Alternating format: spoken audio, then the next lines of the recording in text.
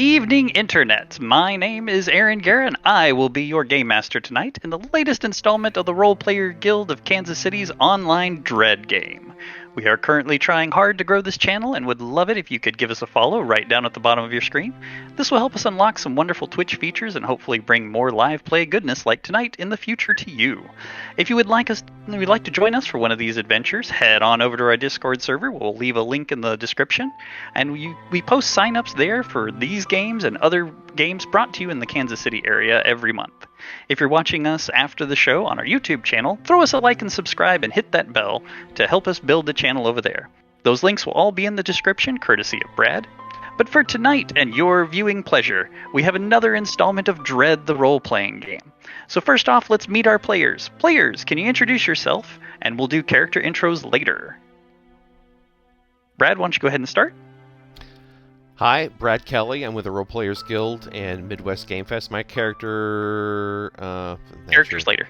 Oh, characters later. Great. I'm Anthony. Okay, my name's Greg. Isaac. And thank you, Isaac, for joining us from a little ways away. He is staying up extra late for us, and we appreciate him. So, on to our game for tonight. So, Dread is a rules-light theater of the mind horror RPG. Unlike other role-playing games, there's no stats or skills. Instead, these players have created a character simply by choosing an archetype and then answering some short answer questions about that character. And those questions help them develop the personality, add some secrets, and do a little bit of world building all in one. This system is also a diceless system. Well, if face-to-face would be a diceless system. So as long as the action the players are trying to take is reasonable for the type of character to do, they're going to succeed. So, for example, a third-year medical student with a good medical kit will always be able to bandage a cut on someone's arm with no failure. Now in Dread, if the players try to do something that's outside of their character's skill set, that's when, in a live face-to-face game, we would turn to a Jenga tower, and they would have to pull a block from the tower and set it on top. So, for example, our third-year medical student, if we gave them 2 sticks of dynamite, told them to go blow up that bridge over there, that would be outside of the skill set for most medical students, so they would have to pull a block out of the Jenga tower. If the pull was successful, then the character is successful. Sometimes the task is very difficult, and a player will have to make multiple pulls. An example would be our third-year medical students trying to set a compound fractured arm in the back of a pickup truck going down a pothole-filled road while someone is shooting a gun at them. This would call for 3 or 4 pulls on a tower to be successful. Now, as you can obviously see tonight, we're playing over the internet, so it'll be very difficult for these players to reach through the internet to operate a Jenga tower, so we've instead swapped that out for a 90-sided die. So instead of pulling a block, they're going to roll a 90-sided die. Then we're going to mark down whatever number they roll. If they roll a number that has not been previously rolled, that will be a successful pull from the tower, and we'll write down that number. If on future rolls they ever repeat a number that's already been rolled, the players will lose 1 hit point. Each player will have 2 hit points to start the game, and if the player loses their second hit point, that will be the equivalent to the Jenga tower being knocked over. When the tower is knocked over, either in a live game or online, that will be the scene where their character will die, and I get to narrate a tragic and gruesome end to that character. Afterwards, we'll continue the story with the remaining players, but we'll have a fresh set of 90 numbers that, again, all of these players will be sharing. Then it'll be free and clear with nothing marked. So just to be clear, the players are all sharing the same set of 90 numbers, and will only be restarting the pool or tracking when someone loses all of their hit points and dies. Now, a few other rules in play. The players can always refuse to do a pull or a roll at any time. If they choose not to do a requested roll, then the character will simply suffer the consequences of failure, and possibly make the story a little harder later on. So if they're pulling to try to force open a door, they just don't succeed in forcing open that door. Some of the other rules are the players are allowed to negotiate with me in order to find things that I have not described in the scene already. If they want to find a flashlight or a gun, I will give them a number of rolls, or a number of pulls in that case, in order to find that item, if it's even remotely reasonable to be found. If they want, for example, for a building to have a fire escape, and I had not previously described it, then I would offer them a fire escape for a number of rolls. If the player would like their character to be extra alert or defend against an attack that they anticipate will come, we once again will negotiate for what that will look like and how many rolls that will be. I'm convinced there's an axe murderer behind there and he's going to get me. All right, that'll be 2 rolls to be on your guard. The final rule is the noble sacrifice rule. If a player thinks that it would be narratively appropriate for their character to sacrifice themselves for the betterment of the others, they simply tell me they're making a noble sacrifice and will narrate what that looks like. In a live game, the player would reach over and knock over the tower by hand, but for tonight, they'll simply tell me what they wish to do. A noble sacrifice would be like someone running into a horde of zombies with a bomb and blowing up the horde to give the survivors enough time to get away. This sacrifice will give a large narrative reprieve to the remaining players, and if we are anywhere near the end of the game, it might launch the survivors through to the end where we'll narrate the epilogue. Okay, I think we've covered all the rules, so players, are there any questions? I'll take that as a no. All right. Tonight's game is going to feature a lot of, this is a trigger warning, this is going to feature a lot of talks about ways that individuals could pass away or pass on. If you do have any phobias, sigmas, or triggers about the way people can pass on, or the age, if certain age groups of people passing on, or certain ways that someone can pass on is a trigger for you, now would be the time to stop listening. So for the rest of the stream, we will be talking about various ways that people can pass on, various age groups that can be passing on. So trigger warnings abound. Listen past this point at your own risk. All right, well, with that, we ask you to get comfy in your seats, and I welcome people of all persuasions. Let's turn on the stage lights for the theater of our mind. Sharpen your axes, come to grips with your phobia, and get ready to chase some ghosts, because it's time for some dread. So for tonight, we're going to be experiencing the third in my series of Scream Dread, and that is the 1985 version of Life on the Small Screen.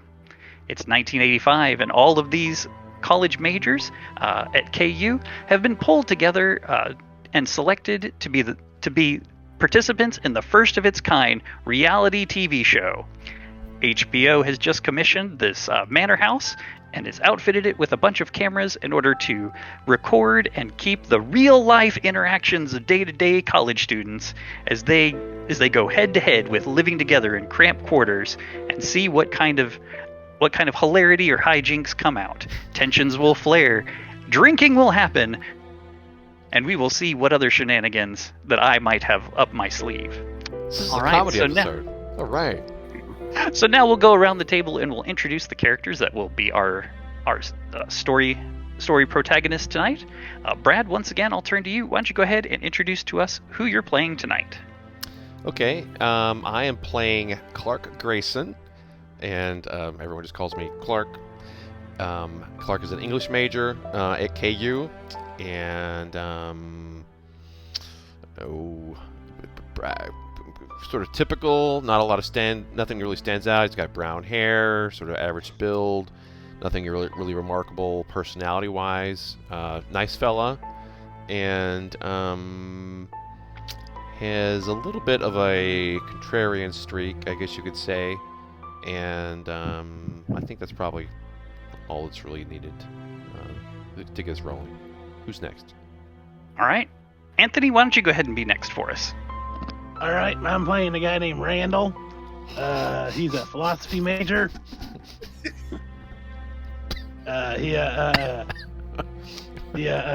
What's his last name? Mostly Johnson. Oh, people like calling him Savage. He he's a jeans and t-shirt kind of guy. He's a fifth year senior right now because he kind of didn't pass a couple classes. But he's almost got his philosophy major. He's still working on it.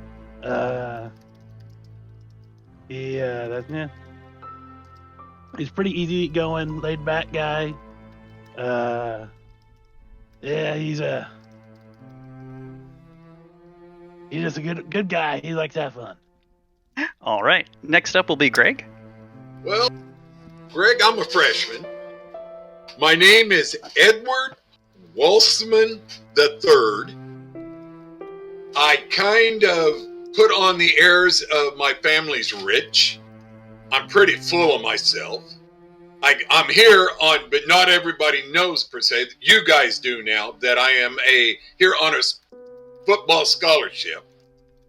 Because I am 6'3", about 300 pounds of solid muscle. And like I said, and I'm trying to get a science major, but you know how those go. But let's see, you always notice I've got blonde hair, green eyes. I dress kind of preppy, but I don't mean like in a suit. I mean more along the lines of what look like to be very expensive cardigans and slacks. You know, and I'm buff, so I kind of really fill out these cardigans, you know. And I guess that's about it. I'm just act preppy and act like I'm rich, but Fantastic. because of the name. Of course. How else could it be? And finally, Isaac, who will you be embodying tonight? I'm embodying Chris Knight. I put a picture up in the Discord, but the basically looks like the Balakimba character. Bohemian style. He probably hanged out with Randall because he's also a super senior, and he just hasn't decided to graduate. He can graduate. He just has to, take one class that he's not taking. He's failing on purpose. He's an engineering major.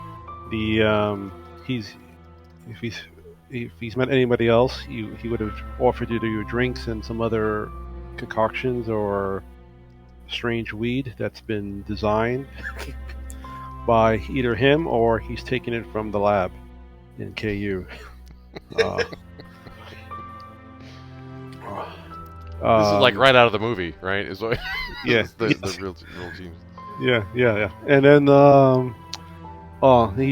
he's known for the wet t-shirt contest for KU and the dissolvable t-shirts. Very nice, very nice. All right.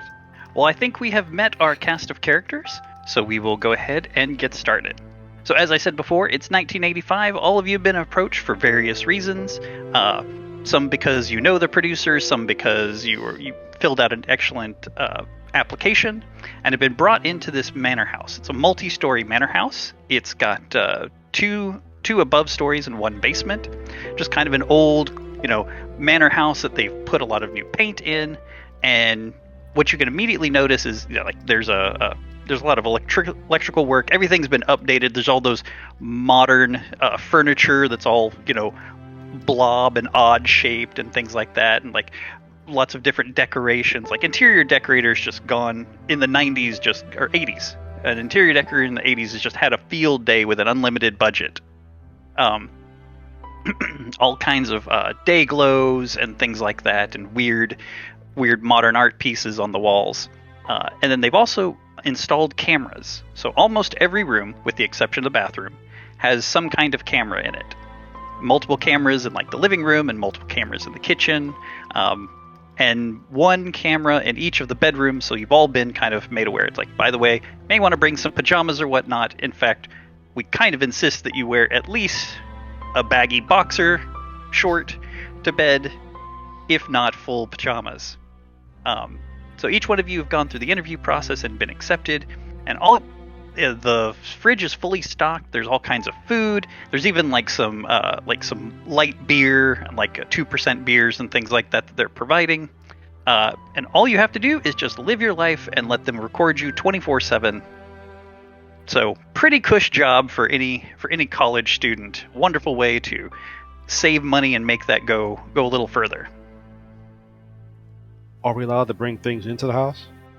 You're allowed to bring about a suitcase and a half or 2 suitcases worth of stuff. So obviously some clothes, some personal items, obviously books and things to study. Is there anything specific you may need to petition or request to bring? My microbrewery would be nice. Microbrewery's a little bit big, but we are absolutely going to keep it stocked with some Bud Light and some regular Bud. But you said 2%, that's the problem, so... We've got some regular Bud. Just remember, when you're on camera, make sure that label's out. Branding is important. Okay, thank you for telling me that. Because the brands are going to have some changes on them when they get through with them. Fair enough. Obviously, this is the producer. Producer looks just like your typical suit, just Straight suit, looks expensive, short haircut, fairly nondescript kind of guy. One of you does kind of recognize them, Edward. Edward Walshman. You've had a little history with him, so you know him. So this is his just a second. His name is Montgomery, but just call me Monty. We're all gonna be good friends by the time this is over. Anybody else have any other petitions or anything that you particularly would like to bring?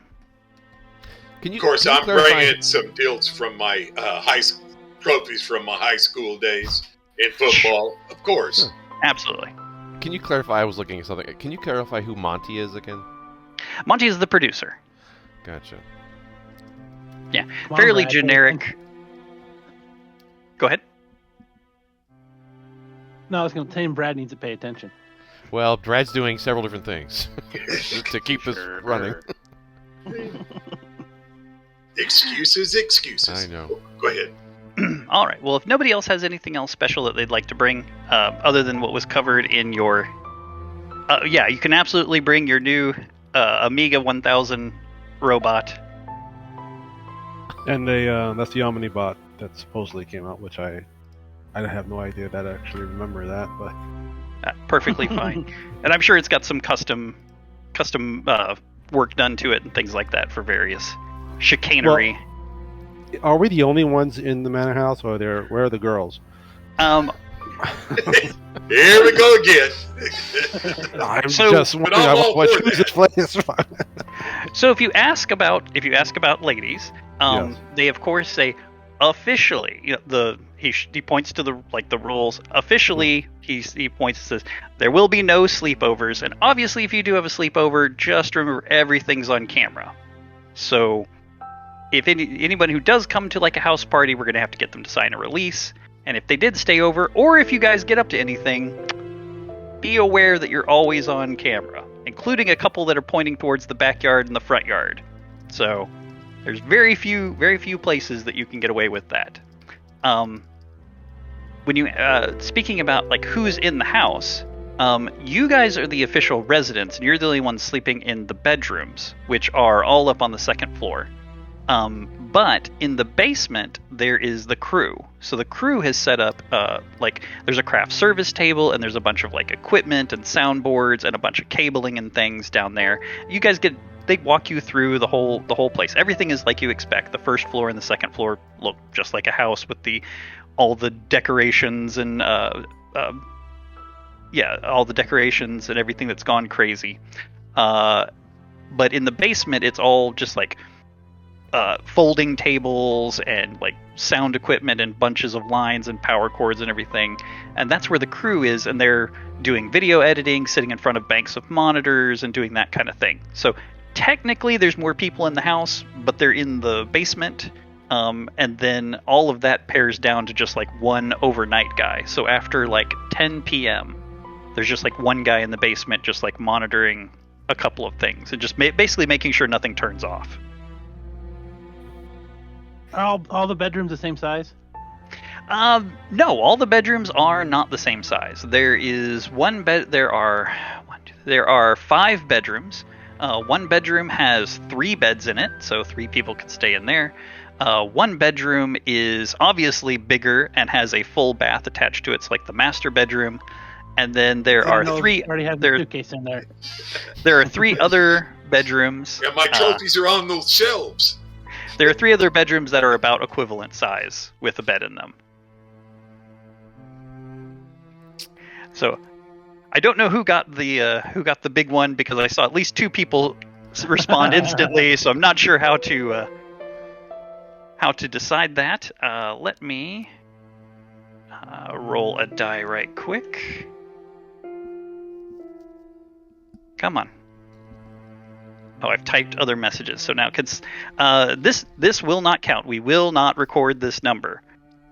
Greg, would you roll me a D90? If it's odd, you get the big one. If it's even, so Edward, if it's odd, you get the big one. If it is even, then it will go to, gotta get used to names, Randy. Okay. So once again, that's /roll. /roll, and then you have to pick your roller, and then D90. Okay.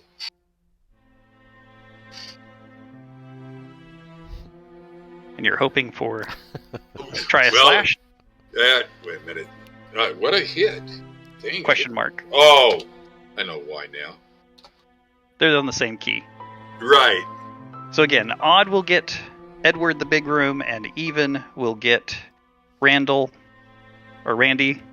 This will not count for a number we're recording. We just need a randomizer. Still doing wrong. You didn't wait for the /roll to Oh, give you the. okay. Just do /roll by itself. Wait. Oh, here I go again. We'll get it. Okay, /roll. Wait for the pop-up. Choose D20. Do I got to hit roll? There we go. Yeah, I can just put D90, can I? Yep, D90. We apologize, everybody. We had to switch the bot that's working in Discord. Okay.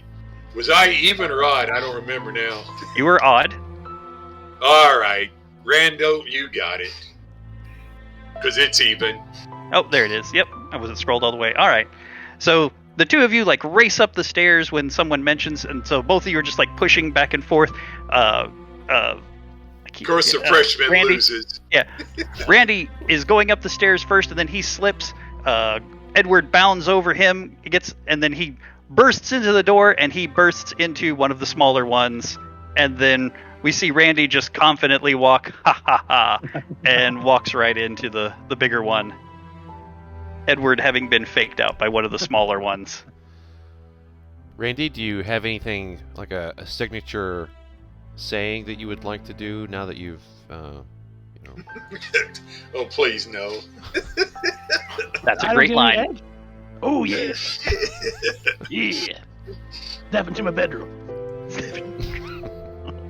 Excellent. Yep. So, so you've all been walked around. You've all been taking the tour. So, so once again, on the main floor there is a dining room, a kitchen, a study or a library, the living room, and a den. So there's about 5 rooms on the bottom, and then on the upper floor there's 5 bedrooms. Again, 1 big one, 1 3-person, and 3 small ones. So if Randy's in the big one, where are the rest of you going? 3-person. Okay, Chris is going to the 3-bedroom. Seniors get the big rooms. Sure. I don't care about the room.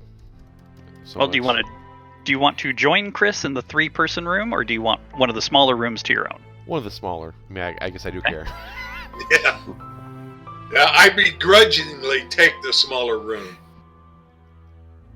Yeah. As you confidently walk into that smaller room, thinking it was the one, you're like, this is the one I really wanted, and like, of course, drop your stuff off and start decorating. All Put right. my trophies up on the wall.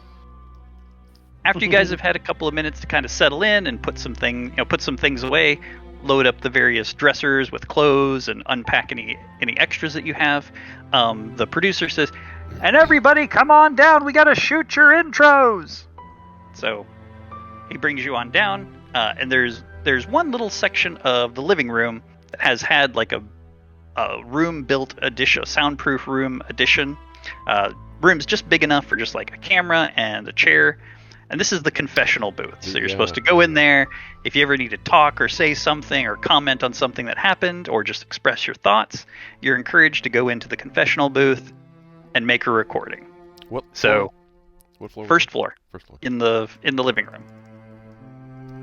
So we'll go around to each one of you and allow you to do an intro. So let's go. We've been picking on Brad, so let's go in reverse order. Let's start with trying to get these names right. Chris. So, Chris, come on into the confessional booth and shoot us an intro. Well, I take something from the fridge for the branding. I guess the Budweiser and Heineken. And I go there and I have both of them facing the camera. And I talk to them, which one is actually better? And I'm looking at the contents and everything. And I drink both at the same time. And I say, "I'm Chris. and I throw away the Budweiser because I guess it sucked. And start drinking the Heineken a little bit more. So and I'm saying, I don't know what actually got me in here because I thought there were girls going to be here as well, but The producers promised. Yeah, promised me. I was like, oh, okay, okay. Well, I'm going to change that. We're going to have a house party tonight, and I just sit there drinking. And if they're counting my time, I'm drinking slowly, and then faster. All right. Little bit more next time, but that'll do. Edward, why don't you come on in and we'll shoot your intro next. Okay, I walk in, sit down, flex my muscles a bit, I'm Edward Walsman III, and I'm freshman, but I don't feel like I am. I got these boys all beat. I'm ready to take on anything that comes my way, and we'll see who comes out on top. I'm gonna get that other bedroom. I'm gonna move him out in the middle of the night or something, but I'm gonna get my bedroom. But for now, I'm happy with what I got. Of course, he might find himself out in the backyard tomorrow. Don't know yet. But anyway, I'll get mine. And I just, I'm ready to take them all out. I'm going to win this house. That's all I got to say.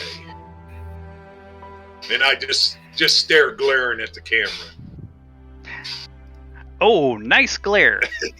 Oh, looks like your left side was your good side. We'll try to get that side next time. All right, so head on out. So I go out. Randy, I think you're up next. And as I go at it to myself, I'm going, I hope nobody else hears this. Randy, come on in. Randy walks in. He's a little bit smaller than everybody else. A little bit. He looks at the camera and says, all right. Yeah. My name's Randy Johnson. Not that Randy Johnson. This Randy Johnson. Oh, hold on, Randy. We're gonna have to start that again. Something was wrong with the mic. Hang on a second. Okay. Start over? Yep. Start over. Here we go. Start over? Okay. Tell me when to go. All right, go. Okay. You want me to go? Wait, no. Nope. Okay. Nope. Video's off. Go. When do you want me to go? You want me to go? You ready to go? I can go. Yep. All right, go. You ready to go? You want me to go now? Go now. Go now. Okay. Yep. Okay. I'm Randy Johnson. People call me Savage because I'm pretty savage. Somehow I get the big room. I really don't care. Somebody's upset about having the big room. I don't know. I get the nice big room. Probably good because, I take really big dumps in the morning.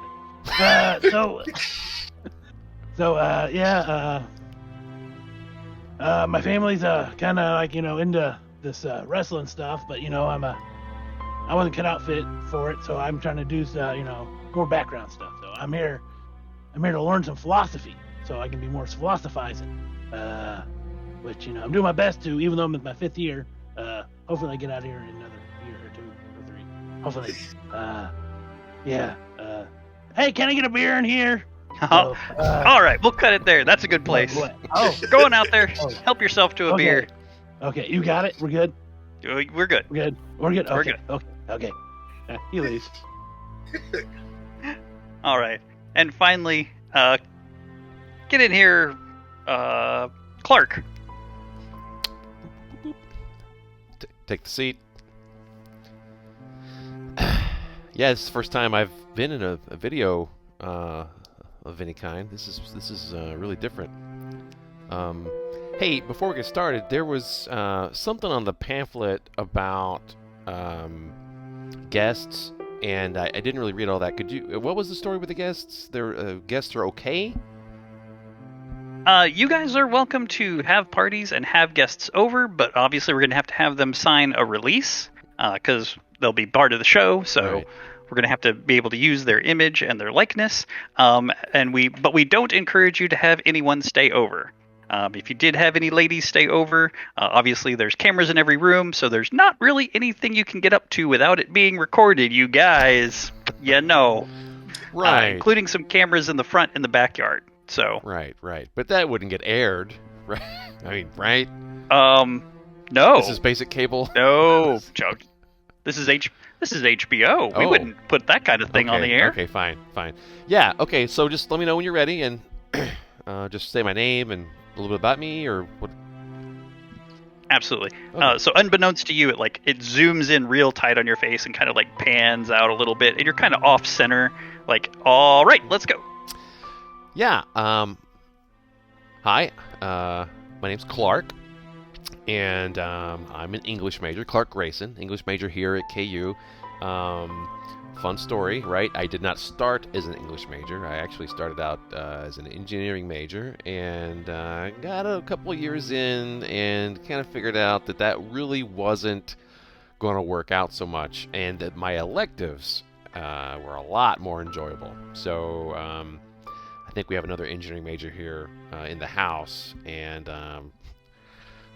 I was out of the department, I think, by the time he showed up, and now I'm almost done with my English degree, specializing in American Lit, and so maybe it won't come up, right? A couple of really interesting characters here in the house. Not quite sure what to make of it, right? The football jack, oh man, and this Randy character, but. I don't know. We're gonna see how it works. We're getting our food paid for, free rent here, and this is about as good a deal as you could ask for, right? So, rock on. Anything else you need, Monty? Nope, I think we're good. All right. Head on out, and just and we'll do the final announcements. And tomorrow's the start of the big show. All right. So, opens up, and you head on back out. All right, boys. Is there a pool? There is an above ground pool. So they've built a deck that has a couple of tiers to it, and there's an above ground pool that's been added. It's a moderate size. It looked like it would hold 10 people comfortably. If you had to do a workout in it. So I mean, it's a decent size. So I'm trying to think. Aaron is bad at distances, so it's probably about let's say 20 feet across. So it's 20-foot diameter. Okay, decent pool. A decent sized pool, but not huge, not too small. Decent size. But it's above ground, and they've built a deck, and of course it's got inflatable palm trees and inflatable flamingos and lawn chairs and things out there, and it's all done up in a Hawaiian theme. Something real cheesy with lots of pineapples and things.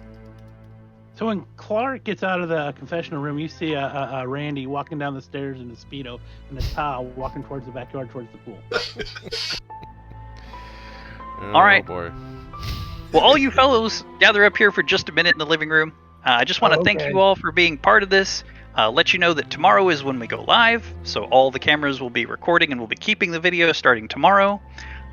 Any other final questions or anything else I could do for you guys? Any other requests for food or anything? Yeah, can I get a stat? Oh, go ahead. Oh yeah. He hands each one of you a copy of a key. The door's always going to be open. Do the bedrooms have locks on them? Yes. Okay. I want about 100 of your release forms. Expecting to make a party, huh? No, I was gonna make airplanes, but yeah, that's good. Well, we can have the party tonight without release forms. We need release forms for tomorrow. So the party tonight, you don't need release forms because you're not recording till tomorrow. Is that true, Monty? Well, I'm gonna nix the party tonight because we have to start. We need a cleaning service if you guys are gonna throw a party, and the cleaning service doesn't start till tomorrow, and I don't want to start with a messy set. So you can have one tomorrow, but not tonight. So party tomorrow. Got it. That'll be all right. Cleaning service will be on tomorrow. So party you know about tomorrow. Right. The pre-party I'm gonna go and take care of right now. All right. Well, if there isn't anything else, you gentlemen have a good night's sleep. Remember, they turn on at 8 a.m. tomorrow morning, and I'll see you in the morning. What time is it now? It's 4 p.m. Oh, okay. She'll have to be out by 6. Okay, all right.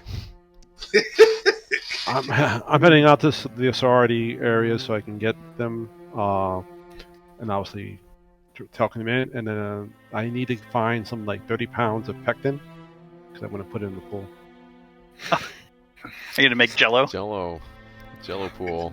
I'm not sure how that's going to react with the chlorine. I'm not going to tell anyone because I actually want to see whoever dives in. Well, Randy's already in the pool, so. Well, I know. Well, then you'll be mixing it up and then. you guys we can certainly cover all of that. But just as Monty is finishing up, you see like his little assistant, which is a little mousy looking guy with like a clipboard and like the head jack, comes over and he's like impatiently waiting beside Monty, and as Monty like, and so you guys have a good night's sleep. Cameras go on at 8 a.m. and he turns around and is like, "How do you do that, Steve? What is it?" He's like, "There's another delivery at the door for you." He's like, "Remember any delivery?"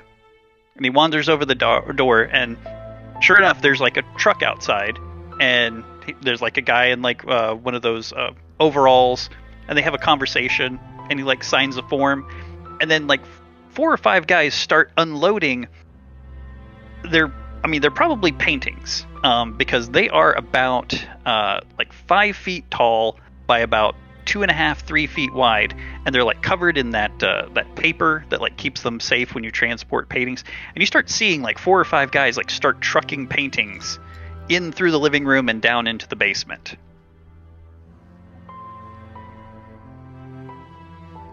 And that'll be going on for about 20-30 minutes. They make pretty good work of it. But for like the next 30 minutes or so, there's going to be about a dozen paintings taken down to the basement, and you'll hear some nailing and things going on down there. Is the truck carry the paintings in?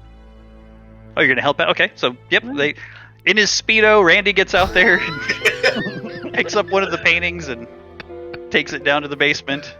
Is there any tears or anything so you could possibly see anything that's what kind of paintings they are? Yeah, obviously some of them kind of jostled around a little bit. Looks like oil paintings. Looks mostly like portraits of people, maybe in like regular settings. So they're not old paintings, because one of them's kind of torn and you see like a motorcycle wheel, and another one is torn and you see like a punk leather jacket with like a spike on it, and another one you see like a little kid's high chair. So like you see some little things in like the tears and whatnot. So they look like oil paintings that are like portraits. Okay. Well, Chris was going to go into the truck and like tear it out more if you can see. But as Greg's character, I forget his name, Edward was busy looking for tears. I make the tears bigger for him so you can see it. You can see better. Look. Oh. If you would like to tear one enough to get a good view of one of them without, like, are you gonna try to do it without being seen, or are you just gonna be obvious and just like tear one open? I have no care if I'm seen or not, because it doesn't really matter. They brought it in already. Okay. Let's see. Let's just pick one at random here.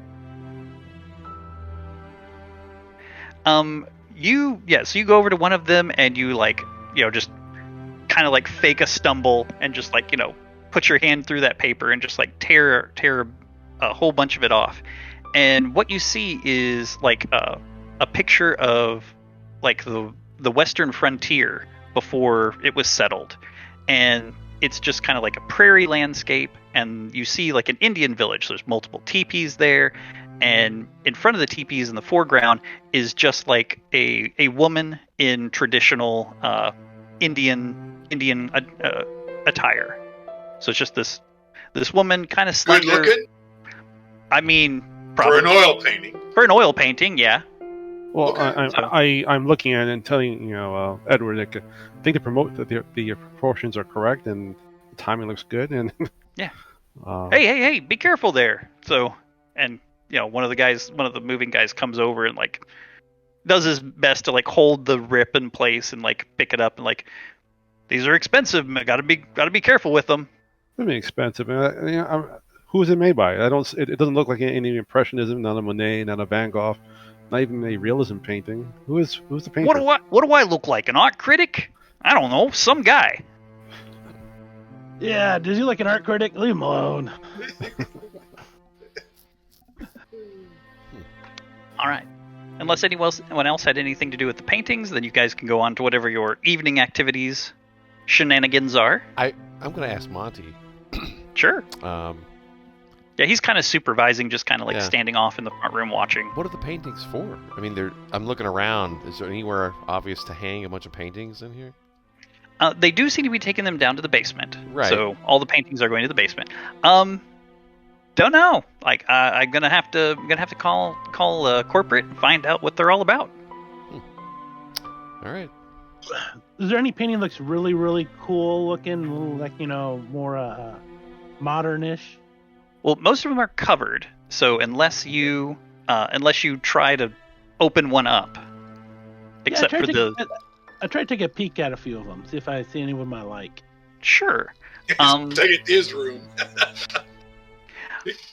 One of them that you kind of like take a little bit of a peek at, maybe like grab like a flashlight or something and kind of tear it a little bit and you see a picture of a boy like playing in one of those big claw-footed bathtubs, and he's got like the little rubber ducky and the little boat. Just like this little boy taking just kind of like an innocent Americana kind of Norman Rockwell kind of just boy in a clawfoot tub. So in the commotion of them bringing the rest of the paintings down, can I smuggle that one up to my room? That will be very difficult because one, I'm probably going to say that's probably not possible because you've got the moving guys, and then it's also the basement where there's always one person watching the monitors. How about 5 pulls? Considering how many people are watching it, it might be better to try like in the evening or something. So I'm gonna try to just take it normally without, just kind of like not like Just take it casual. Yeah, take it casually. Since you had been helping picking them up, you do get it like halfway up the basement stairs, and as you get about halfway up the basement stairs, and that's when Monty's coming around. He's like, "Thanks, guys, everybody," and he like turns right at the top of the stairs. He goes, "Randy, yes, you were Monty? helping put that with the rest of them, right?" Yes, and put it upstairs on my wall. Now we're gonna store them in the basement for now. So set that one over by the rest of them. But we appreciate you helping out. He set it to kind of in a spot where it's not so obvious, with the kind of like in stack. Sure. So sounds if good. it ends up missing, I hear you. I might not notice it's missing. All right. Well, if there's no other shenanigans, then you guys can do whatever you're doing for the evening. I look in the refrigerator to see if there's any pepperoni pizza for a microwave. Do we have microwaves? Yeah, we have microwaves, don't we? Yeah. Why microwave pizza? Let's order a pizza. I like my DiGiorno, okay? That's actually a fair question. Is there some kind of budget for this? I assume they're paying for food. Yeah, they are paying for food. The refrigerator and the pantry are stocked. There's like some.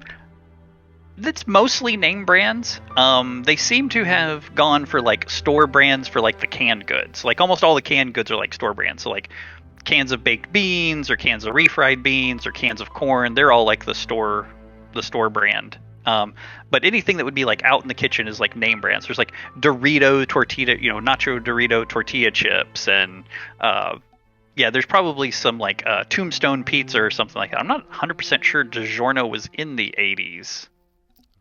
Just Yeah, Red Baron. but there's like some Tombstone pizzas that are in the freezer that you can those make. are terrible. They're even terrible now. Sponsors are sponsors. I don't imagine what they were like back in the 80s. You just probably- add it's more. probably You just add Tombstone. more meat and pepperoni to the top, and it's more cheese and It's probably more a sauce. It's and probably stuff. from the 80s. It's probably like a Tombstone, and Yeah. yeah, it probably would be Tombstone. Yeah.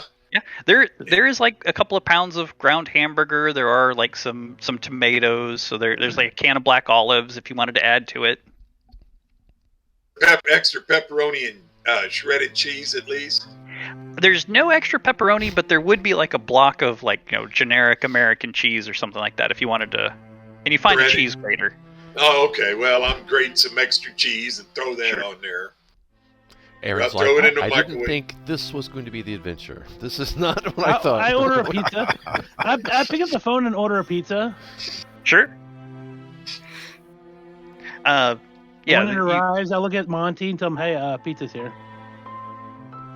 Fair enough. Fair enough. And he pulls out his wallet and pays the kid a 20. Hey, Monty, Sends him on are his you way. going to be staying here at the house? Nope. I'm on my way out. I'm going to be staying at the hotel about 3 blocks down. But there's going to be some folks, some of the crew is going to be here the whole time? Yeah, there'll be someone in the basement watching the monitors at all times. So there'll be someone on staff overnight. And then obviously in the morning, the full crew will be here. We'll probably be showing up probably around like 5 or 6 o'clock in the morning to try to get everything up, testing everything, mic testing, make sure we're ready to go. So. Gotcha. No, as I walk through the house, I look at the cameras. How blatantly obvious are the cameras? They're pretty blatantly obvious because they're mostly like up in corners where it would be getting the best shot, and they're pretty.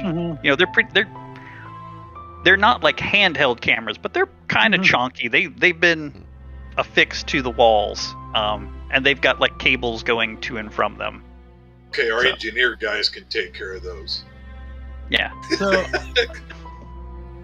Randy, you see, it's like something that could be brought into the frame in front of a camera. You see Randy kind of doing that occasionally, like there's like maybe a coat rack where you start ruining angles of cameras. Trying to. Okay, I see. Rearranging the furniture a little bit. Yeah, to make it. Yeah. Double checking my notes. So almost everybody has either walked around or been in the basement recently when the pictures were delivered. There's one reviewing my notes. There's one thing I forgot to mention. When you go into the basement, of course they've got like it's not a completely. It's about a 3/4 finished basement, and they didn't finish the roof of the basement. So you can see the beams that are the support for the floors. And part of the reason why they didn't finish the ceiling of the basement is you see all kinds of power cables, like thick power cables, medium power cables, thin. There is a ton of power cables running to and fro. More than you. Some of you took some engineering. Looks like there's a little bit more power cables than you would necessarily think would be there. So. Man. But Great, just. Gary. Yeah, you just kind of notice this thing is wired up for a lot of power. So You got a lot of cameras. sure, absolutely. And it's an older house. It's got a brand new refrigerator. There's a microwave. They've got a big screen TV. Not like we would think of them as like flat. It's a big console. Big 32-inch TV. Oh yeah, biggest one on the market, 32 inches. 32-inch projection. It weighs screen 500 pounds. Yeah. I Right. had one of those. Oh, wait a minute. Chris was going to make note of like all the video cables where they were running through, Sure. just to see if he can tap into any later. Right. Into his Amigo on his Absolutely. And Chris, your unmentioned friend. Your unmentioned friend kind of we didn't quite figure out how they leave you notes or how they get in touch with you, but your unmentioned friend does kind of also notes. Yeah, that's a lot of power cables. Okay. So, We should talk about technology level, right? Pagers are a thing. pagers are a thing. Cell phones are a thing for some people, but They're a little big pricey, but they do exist. I'm one of those bulky, looks like a walkie-talkie type. Those do exist, but in 85, I do believe there were some more kind of They're like more what we would think satellite of. phones. I know, Yeah. that's the one I got, because that was the first one I ever had, was that Mhm. walkie-talkie one. I do Yeah, not the one that have came a big pager satchel one. or a cell phone. Just FYI. Oh, I definitely got a pager. That's a definite. Yeah, but no, like it was pre-flip phone. So if you remember the Right. cell phones pre-flip phone, that's about where we are, I believe. So And those, like I said, I got the big walkie-talkie clip thing on my side, sure. But yeah, those I got to phones. put on airs. I got to Zach look like Morris I'm phone? rich. Huh? The Zach Morris phone. I don't Yeah. know what. Yeah. I'm going to go to the kitchen. Oh, I know. Sorry, Greg. I'm Do going to we go to the have kitchen phones and in start our preparing bedrooms? a meal for myself. Go ahead. Right. I had a pizza Yep. delivered, so I have my food to take care of. Do Absolutely. the bedrooms have phones in them? The bedrooms do have phones. They're like all kind of, they're styled to whatever the bedroom looks like. Like one of them is done up in like hearts and flowers, so it's got like one of those clamshell phones. It's like in the shape of like a big pair of lips that Please have like say that's lipstick on Randy's them. room. Tell me that's my room. Tell me I'm the hearts and flowers room. Oh, sure, the big one. Yes, Yeah, Okay. hearts the and big room with flowers hearts and everywhere. flowers. The big lip kiss phone. Mine's a football phone. Yep. You stepped into what? Yeah, it's all sports themed. It's got like the yard lines for wallpaper, and it's like a football. It's like the Sports Illustrated football phone. And then in the 3-bedroom one, the 3-bedroom one is a dedication to Three's Company. So like above each one of the beds is like a poster for each one of the 3 main characters in Three's Company. So 2 ladies and a guy. Perfect. Okay. So what's Brad's rooms like? We got all our rooms. What's Brad's rooms like? Brad, what's your something 80s and kitschy? Oh boy, I would say there's probably Alf? some Vargas prints on the wall, and 80s is kind of too far back to really think about how the rooms were styled, but A Farrah Fawcett poster on the wall.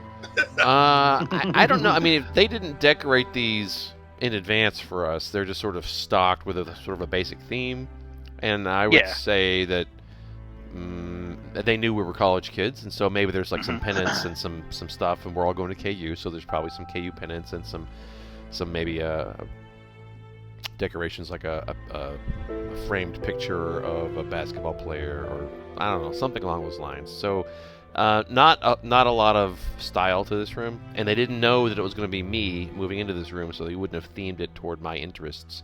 The stuff I brought along were some books, and I put some of those books on some shelves, or probably a desk that's here, and probably haven't completely unpacked, so there's probably some some boxes like milk crates with some stuff over here. I'll put some of that stuff out later. Like my alarm clock I brought with me, that'll go out later, and I'm sure there's a classic cradle style phone in here, probably push button, and in the KU colors. Yeah, the windows lock. I'm gonna make sure they actually open. Sure. Yeah. Okay. Great. They've got a screen on them. So, but yeah, all been freshly painted and cleaned and everything. But yeah, there's a window that will open with the screen. All right, and I'm imagining a hardwood floor with probably an area rug by the bed, and kind of creaks when you walk around, and clacks. Yeah, almost all the rooms creak in one way or another, just because of the age of the house and all the settling. So, all right. Well, any other specific... Chris, I know you wanted to find a bunch of gelatin or whatever that ingredient was. Any other... Pectin. Pectin. And the sorority girls that will come tonight to do the impromptu Jello wrestling. All right. Is there like a copy machine or a printer or something, I guess, anywhere? There is probably one. So outside in the furthest corner from the front door, so it's not in any kind of establishing shots, there is like a small little construction trailer, like a little construction trailer. So there's probably like a copier and like a fax machine over there. So technically, what are you trying to copy? Party announcement? Yeah, party announcement is our address. Party starts tonight, ends in a month. Sure. So you sneak over to the trailer, and you run off about 10 copies before somebody comes in and is like, "Hey, that's not within," like hits stop on it and shoos you out. But you can but you also know if you go to the student center, you can also rip off a bunch of copies of the student center as well. Yeah. So you get about half of what you want, maybe a third of what you want before someone catches you and boots you out. But you just run over to the campus and go into the student center and rattle out. We plaster the town. Yeah, Let you know. and you need to pass them out on campus anyways, so. Uh-huh. Now, on the bottom of it says, "You will be filmed. Coming to this party, you acknowledge that you will be filmed. Sure. To give away all rights. No minors allowed." All right. Let's quotation marks on that. Absolutely. So, Chris, you can easily find enough pectin to, or cases of Jello, to get like a kid's swimming pool if you wanted to do that. But if you want to get enough pectin to like turn the entire pool into Jello, I'm gonna have to ask for 2 rolls. Oh, that's easy. Yeah, I know, right? Do it. No numbers pulled yet. Yeah. Watch the Yes, 290s do it. come up. Yeah. Well, Make sure you put the D in front of the 90. Okay. well, you'll get two Any- 90s. That's only 1 hit point. What's the worst that can happen? Any Yeah. other evening shenanigans before we get done with the first day? I also want to get a Polaroid because I want to take shots of the room from the camera view Okay, eventually. sure. Because I will put a stick and the Polaroids in front of the camera sometimes. I understand what you're saying. Sounds good. He's a smart one. I'm That's why he's the expecting engineer. to cook dinner, eat maybe with some of these other guys, get to know everybody a little bit, and then Uh-huh. probably retire early. I have some a paper to finish later, so I'm going to be typing that, and that's what I'm imagining this evening is going to be. So, Okay. from what narratively, if there's a party happening, that may not happen, but that's my plan. Has classes started yet, or is this are we like in the middle of the season? Yes, classes have started. They started about 2 weeks ago. Okay. So, We're in rush week, right? yeah, you've got some homework. There's some things going on, but you are able to stir up. You start passing out the flyers. People start slowly kind of filtering over. You do get all the pectin. Did you want to turn the pool into Jello tonight, or was that something you wanted to hold back? No, it's going tonight. Going on tonight. Okay, the numbers we came up with were 72 and 14 for anyone tracking at home. So yep, you get a couple of cases, bring them back, throw them into the pool. People start sloshing around, and slowly they're like, hey, and then it's just turns into a giant the Jello. You do see like some smoke and like eventually a electric pop as the motor goes out because it can't cycle, can't filter the water. So you guys realize that and like find where it's plugged in and like unplug the motor so it doesn't catch on fire or whatever. But yeah, there's a stink and everybody everybody like jumps out of the pool but then they jump back in eventually. And you guys are able to pull off a pretty decent sized party for the evening. Anything else for the evening before we carry on? Well, I have to get 2 girls that look like the poster in my room. So, one brunette and one blonde. That's 5 rolls. No, Chris is pretty charismatic, and they've also got a refrigerator full of beer, a Jello pool. It's pretty easy to get people to come and unwind. So yep, you don't find too much trouble. Do you try to get the ladies out before 6 o'clock in the morning before people start showing up? No. Okay. So Poor Monty. everybody has He's like everybody has a pretty good. Monty's going to be like the camp, counselor or whatever, whoever runs the summer camp that no one behaves in. So. Right. So you see Monty, he occasionally comes out and leans over and like, "Hey guys, we're not supposed to have a party. Can you keep it down? I'm just trying to study." And eventually, right as you're starting to wrap up your studying or whatnot, and you're about to close up all your books and go to bed, your door just kind of bursts open, and there's a couple that are making out, and their hands are all over each other, and they start coming in your room, and you have to "Hey, occupy!" And they're like, "Oh, sorry," and they go back out and close the door. You're talking about Randy me. opens his door. I'm not Mom's Monty. Clear. Oh, I'm sorry. Yeah. You are Clark. Yeah, Clark. Eventually, as you're like wrapping up everything, your door bursts open and this couple of hands all over each other. Guys, get out! God, Sorry. And they close the door. And I got it. Okay, that's enough. I get up, put the books down. I have been unable to concentrate this entire time. I step outside, looking around, and the first one of these yahoos I see having a good time, I'm going to give him a piece of my It's mind. me and my Speedo. Oh my god. Which one? Randy and the Speedo with a beer.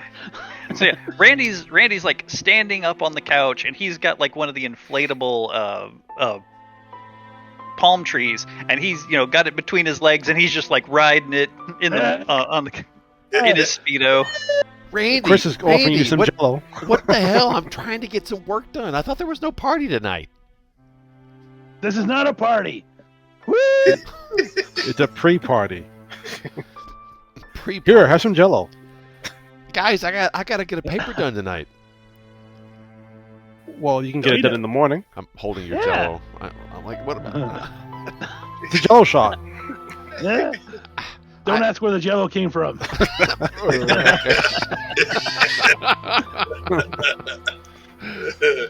So I'm your curmudgeon. I'll be your curmudgeon this evening, and so All I'm right. giving you guys a hard time, and I'm gonna harumph off back to my room and try to put some cotton or something in my ears to carry on. So a good time is had by all. It's a little bit on the quiet side. It's a little bit on the rowdy side. It's a nice medium-sized party for a college rush week. I sleep with the palm tree. Sure, yeah. We get that. The palm tree. Yep, he's all cuddled up with the palm tree, still in his Speedos, crashed out in his bed. Chris, eventually at about 5:30 in the morning or so, somebody comes into your room, and they did knock on the door, but you didn't hear them. Opened your door, eventually came in, and grabs your foot or something, and shakes your foot awake, and it's Steve, the little mousy assistant, and he's like, "You gotta get these girls out of here. You gotta get them out. Let's go." Well, okay, Steve. You can go tell them. You can get them out. They're supposed to be wearing, but they're not wearing. You get them out, and he just wanders out. He just rushes out. Okay, well, go to the girls. Tell them, sorry, girls. The little guy is a pain, and so on. But I do knock on. Who was the other one? Craig, right? Clark. Door. Say, at 5:30 in the morning. Sorry, Clark. We didn't want to bother you too much. For that, girls, give him a kiss. And then take him out. I'm sleeping here. All right. Well, and with that, the first day of this new reality show kicks off, and there's all kinds of people running all over the place, checking cameras and doing all that, and you guys have a couple of days where. Yeah, so for the next couple of days, kind of tell me what your daily routine is, more or less. Obviously, each day is going to be a little bit different with classes, but what's your kind of normal daily routine? Just got to get to football practice early, so I go on to do exercise and all that kind of. Go to my classes. I'm sure there's some kind of McDonald's or something close to grab a lunch. Go to classes in the afternoon. Go to another football practice. Go home, eat dinner. Just a basic, day. I'm an average student, but I'm trying to do well. But right now I'm just an average student. I want to get something out of this free ride. Okay, so mostly practice in the morning, classes in the afternoon, and then probably a little bit of homework and a little bit of relaxing in the evening. Right. Most days. Okay. Right. Nothing flashy or anything. Sure. And Randy, what about you? What are kind of typical days are filled with? Well, Randy currently only has 2 classes he needs to graduate, and he's been in trouble with those. So and he's smart, so those classes are like Wednesday at 3 p.m. or something like that, and the other one's like Thursday at like 2. So they're really like in the afternoon. Other than that, he's either sunning, working on his tan, just not really doing much other than those 2 classes. I guess he's probably maybe one of his classes he shares with the football guy, which it's kind of weird because should have already passed that class like 4 or 5 years ago, but he still it's an elective. It's an elective that he's like speech or something like that. He just can't figure out how to do, even though it's weird for his background. Yeah, he kind of mostly walks around the the building in the Speedo 90% of the time. The palm tree now has a pair of glasses on it, a fake pair of lips. He jokingly carries around like his girlfriend, but it's just a joke. He knows it's he's not nobody takes it serious. It's not like a joke, and he leaves it in the room where he just puts it around the place, and he's like, hey, it's making dinner. He kind of does stuff like that. This palm tree. Yep. At some point, Palmy. At some point, like at an overnight or something like that, you put a hole in it and like deflated. So like you there's a couple of spots where like some duct tape has been put on. Duct tape or Band-Aid or all different kinds of tape, electrical tape, gaffer tape. He probably stole a roll of gaffer tape from the production crew to tape it up. All right. So mostly Randy's going to be lounging around the house or like meeting up with other people somewhere on campus and going to a couple of classes, sleeping in probably till like 10 or 11 o'clock most days. No, he doesn't get up to like noon. Okay, solid noon. Yeah. Okay. His earliest class is 2 o'clock, so he can probably sleep till like 1:45. Sure. If he wants to. And Clark? Well, Clark has more of a load, I think. There's Tuesday, Thursday classes. There's Monday, Wednesday, Friday classes. It's probably only in the 12-hour range, right? But there's a lot of research, so Clark has to go to the library quite a bit, and a fair amount of writing in the room. And Clark has a part-time job at the English lab, which is like a writing lab at KU, where they have word processors like Apple IIs for typing papers and things like that he helps supervise for a small amount of money. And so he has a sort of typical student day. He's gone a fair amount. He's here for I guess it probably depends on how far away we are from campus. Honestly, I'm not really sure what that is. He may come back for lunch. Definitely probably comes back for dinner. So after about the first day, Monty comes up to you and goes, Clark, if there's any way you could be coming home for lunch, or we need you on camera as much as you can, so whenever you can, make sure you're headed back. Right. Well, it's about a, how far is it? A walk. Yeah, it's a 30-minute walk. Car. Well, Monty, is there a way I can get a ride or something? Ford Maverick, he can drive you around if you need a ride. Who does? Randy has a 75 Ford Maverick. One of the crew can give you a ride too. Oh, so, yeah. like if you need a ride, that would be super fantastic. Yeah, that'd be great. Yeah. Yeah, if that'll get you to and from a little faster. Oh yeah, absolutely. Yeah, okay, we can work out a schedule. Yeah, so I'll work with Phil or whoever to get that worked out. You don't want to ride with Randy? Well, Randy, I don't want to take your time. You got to be here on camera too, right? Naked or whatever. He's not naked. He's got a Speedo. I didn't say nude. All right, I'll make an effort. All right, and finally, Chris. Well, he has his. I guess he's got a research project he's supposed to be working on, because that's paying his stipend for his college.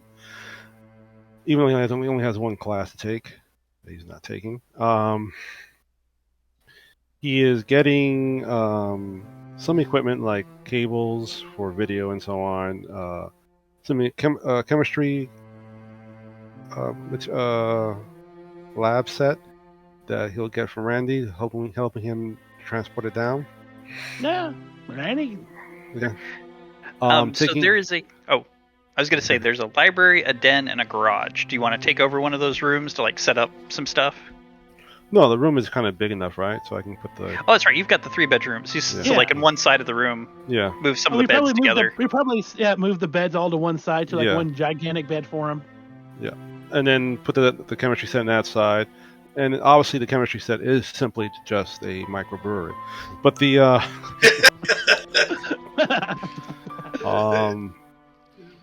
Randy's But gonna it learn how looks- to make but- beer this trip. yeah, but it's very elaborate so that to make certain that it doesn't look like one. I gotcha. Okay. So in the first week, you're starting to put that together. You're starting to get the Right. pieces. You're starting to set it all up and run tubes and pipes around the but room. as I see Clark is so busy and not taking college life like it should be, my main purpose is to make sure he's having a good time, which may not Great, do well I'm your for project now. yeah, he's a project. So I am making sure that every time he comes, he's got a good time. Something's going on.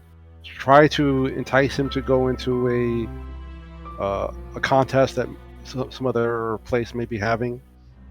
If he's trying to sleep and using his damn alarm clock, that alarm clock is going to be modified. It's going to either run slow, fast, or it's going to, beep at something strange. Oh my god. After a And few then- days, it's maybe time to get another alarm clock. And then I'll have the robot constantly bug him. So yeah. So whenever you're trying to study or whatever, like the robot will come up. Would you like a drink? Yes. Would you anything like that. a pizza? No, thank you, Chachi. Go back. Go wherever you go. How'd you even Would get you in like here? a beer? It looks just. It actually talks just like I forget the name of the robot from Buck Rogers. Oh, Twiggy. Oh, Twiggy, yeah. Beep. Beep, Clark. Yeah. Would you like a drink? Beep, Clark. Would you I like would. a I beer? would like a drink. Thank you. But it doesn't respond back to you because it's just a tape message. Sure. It's just a compressive. I don't really know that. But I do take Clark. Stop being a stick in the mud. and during the night and so on, I'm taking pictures of the camera angle when there's Mhm. only one person in the house, and then slowly getting the picture right with the stick with the picture the Polaroid on there and seeing how well it comes in, if I can see, and bug the person in the basement every now and then to verify that the picture is in the right angle. Well, I hate to be asking you to make quite so many rolls, but what I will do, for no rolls, I will let you have the setup to be able to put a picture and fake the front room. So for Right. 0 rolls, you can have just the front room. For 1 roll, you can have the first floor. So like basically everywhere on the first floor. For 1 roll. For 3 rolls, I'll let you do the first and the second floor. I'll just do one roll. 1 roll for the first floor. Sounds Yeah. good. So the first couple of days, yeah, you're studiously, standing on chairs, getting poles at the right, extending poles to the right area and taking Polaroids and getting them all.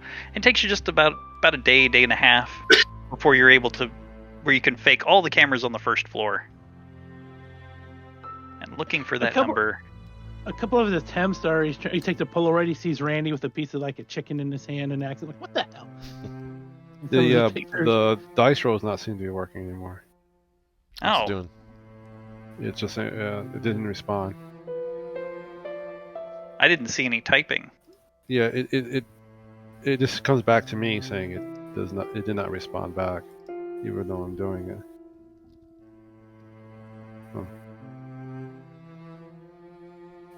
Oh yeah. It says application did not respond. Okay. All right. If you have a D100, there's Hey, something. I worked. Well, we got a 76 for you. Okay, that's fine. All right, so you get It's all you fine and good until someone rolls for you, and then that's the collision. Yeah. I'll make sure 2 people roll for me. All right.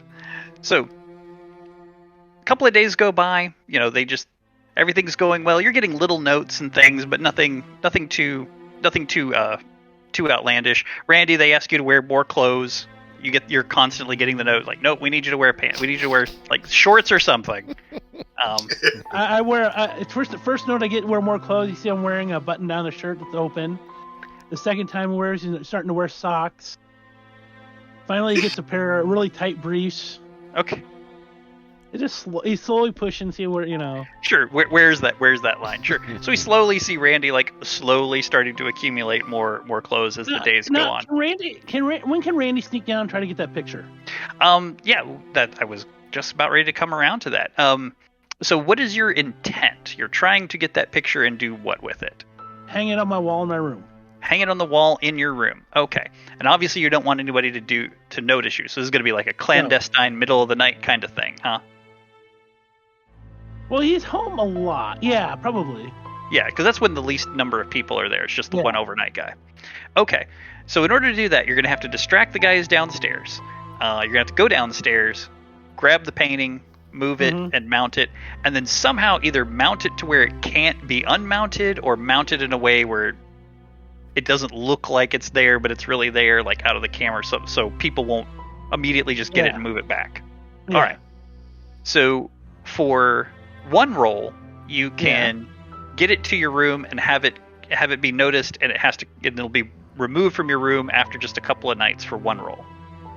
For 3 rolls, you can have it up in your room for a week, and for 5 rolls, you find a bunch of like nails and like an electric screwdriver or electric drill, and you just over nail it, and for 5 rolls, nobody's getting it off the wall anytime soon without ripping the wall down. Is this the hill to die on? So 1 roll for 1 day, 3 rolls for a week, and 5 rolls for permanent. We've only rolled that like 4 times, so 3 times. Yeah, what's the worst that could happen? Yeah, I'll do. Yeah, I'm gonna die on this hill. You're gonna die on this. All right. Great. So you bring down, like, you order some pizza and like grab a 6-pack of beer and really lay into the guy downstairs and get him nice and he basically, kind of he passes out in the middle of the night, and you're able to find, like I said, some screws and an electric drill, and you just go to town just over drilling this picture of this little boy. He's not wearing anything. There's like a bubble bath, and it's got the little toy boat floating, the little rubber duck, and the big clawed foot, but it's just this white porcelain, background for the bathroom. All right, 1, 2, 3. Did I get all 4 of them? I got 20. I got 70. That was the one I was missing. 20, 79. I'm making sure I marked all of them. 13 and 68. In the middle of the night, I hear the drill, Boom, the boom, banging, boom, boom, boom, boom, boom, boom. Yeah. and I bang on the wall. Punk, kunk, kunk, kunk, kunk. Yeah. Oh yeah. It's the shared wall with Clark. It's a And pretty shared much- wall with Clark. What are you doing in there? Kunk, kunk, kunk. I'm trying to sleep. Boom, boom. Took And- the room at the end down. It's a shared wall with Clark. There's Clark bedrooms on the side of the wall. So yeah. Yep, and there it is, and it's and just to mess with. It's not straight. It's definitely not straight. It's like just enough that you notice, but not so much that it would be obvious. But it's like like 3 degrees, kind of off alignment. So When Randy stares at it, you notice he leans a little bit. And it's straight. yeah, and obviously and that's when things have to crack down a little bit. After that, now there's like 3 guys at night, and things are a little bit more cracked down, because that is obviously Monty's obviously like, all right, Randy, can't have you doing this anymore. They tell me they'd have to pretty much rip the entire wall down, and it would not in the budget to prepare it, so we're gonna leave it up. Can't have you guys doing this, so leave the rest of the pictures down in the basement. All right. Anything else? Which is totally what Randy Anybody does. else want a picture? I'm Right. giving Randy some green ale that I made, which is obviously 20 Absence. proof. Sure. And to go over the rest, because at some point I'm going to assume either when Randy snuck down and took one of the pictures, and I'm assuming at some point you guys probably wander down there. So the rest of the pictures, there are 13 pictures. One of them was the young boy in the clawfoot bathtub. Another one is a man sitting in a wheelchair in like a World War I uniform, like sitting in front of a window, like looking out in front of a window. He's got kind of a happy expression on his face, but it is a man sitting in a wheelchair looking out the window. The next one looks like a stage, like a classic stage, and there is a magician's assistant, like standing up and like doing the big arm present in front of like one of those dunk tanks. But there's no magician in the picture. It's just the magician's assistant who's like proudly directing the audience towards one of those dunk tanks. There is another one is a picture of a woman. It's very bright, it's very light, but a woman like laying in a hospital bed with a hospital gown on, like reading a book, and it's got like a little vase and flower in it. Very bright, very cheery, very warm picture, very warm colors. Then there's a young man, very reminiscent of like Rebel Without a Cause. So like a young man like smoking a cigarette, sitting on a motorcycle. Let's see here. There is the young Indian woman, like I described, standing in front of several teepees. Another one is like an 80s punk girl with like the spiked mohawk and like bubblegum pink, and she's wearing like a leather jacket with like the studs on it, like outside of a club, and she's like holding a beer. Let's see here, going through them. I should have took that one. Another one is the picture of a very obese man, like sitting in front of a table. But it's like a big Thanksgiving feast in front of him, and he's just like sitting there, about ready to like tuck in with like a little undersized bib on him, about ready to tuck into like a Thanksgiving dinner. Another one is a mother who's like holding like a little baby and like looking down with that affectionate like smile that mothers have when they're holding their baby, and just kind of standing in the middle of like a child's room with like the little duckies and elephants and things on in the background, as they're obviously standing in like a child's room with a crib in the background. Another one is a picture of a miner, like someone who would be in a mine, like with a pickaxe, and he's like got soot all over his face and like holding a lantern, and he's like walking up a mine shaft out into the light.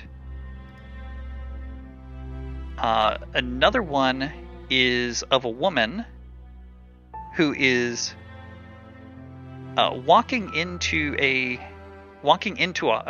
sitting down in a psychologist office. So like she's sitting on like the classic psychologist chair, like talking to a psychologist. And again, like warm picture, like a lot of warm colors. And then another one is a circus strongman. So he's got like that classic 2-circle barbell that he's like holding up over his head, and there's like an elephant like doing the rear, up on its rears. It's like this classic circus strongman. And the last one is a young woman who is like sitting at a desk alone at night. It's like a lot of darker, cooler colors, and looks like she's writing a love letter, because it's like, to my dearest love, and then you see her like writing out this love letter at a desk at night with like the desk lamp is on, and like all the cool colors of like the evening, and it looks like a summer evening out the window of her room.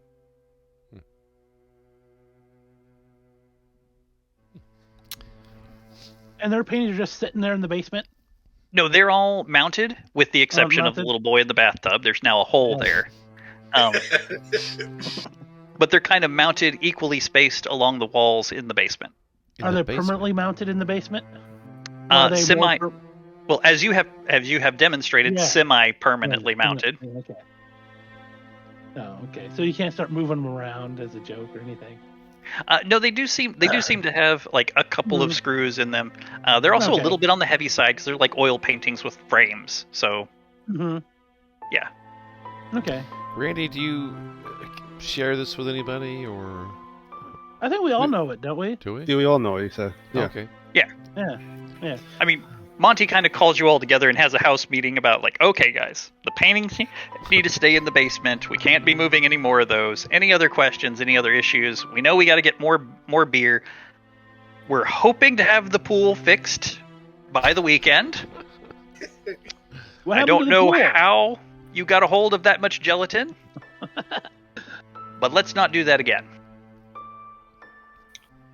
That's okay. Is it- I why- think why we are need the a hot paintings tub down here? instead, Why are the paintings down here? Wouldn't it be better upstairs where everybody can see them? or on the hallways or something. you know? Exactly. They're much better upstairs.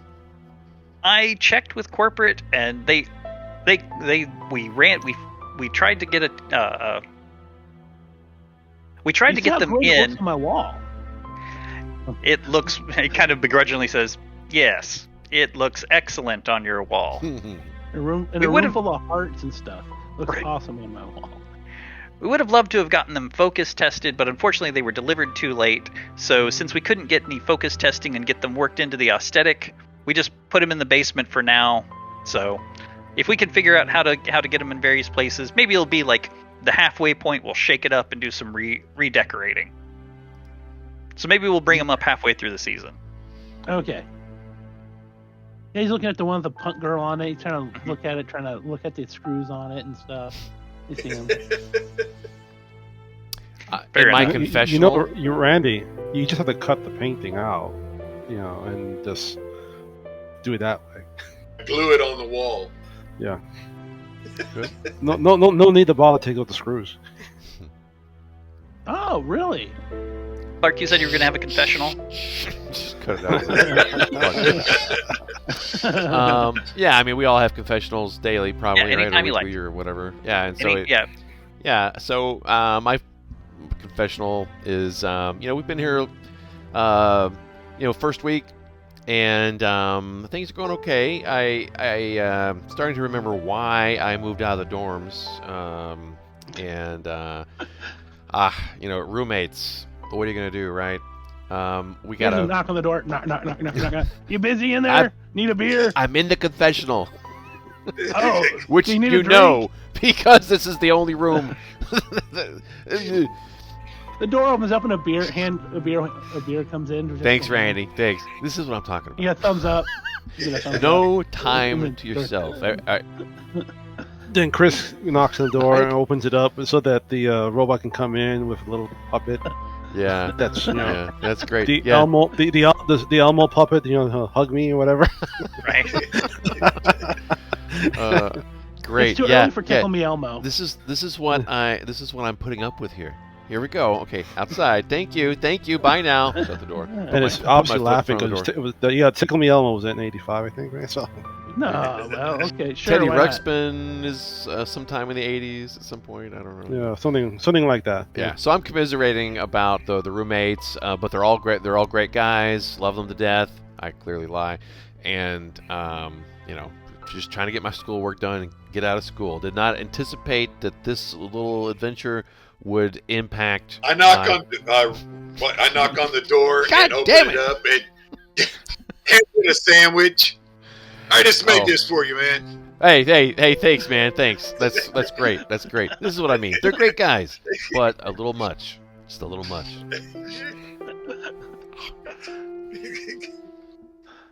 All right. So as we're going along, to move on to our next, Randy, I imagine you're probably spending a decent amount like palling around with the crew and just kind of like hanging out, like maybe having Oh, a yeah. couple of All right. as you're like palling around with the crew, one night, just like hanging out, Mhm. like either out on the porch, like near the pool.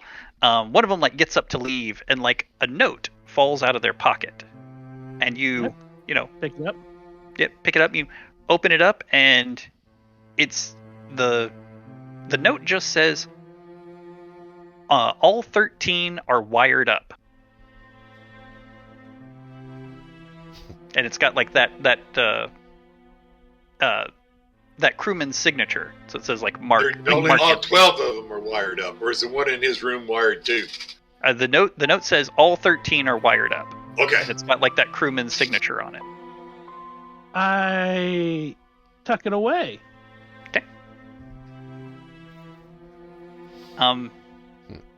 Do you mention it to anybody, or just kind of keep it to yourself, or?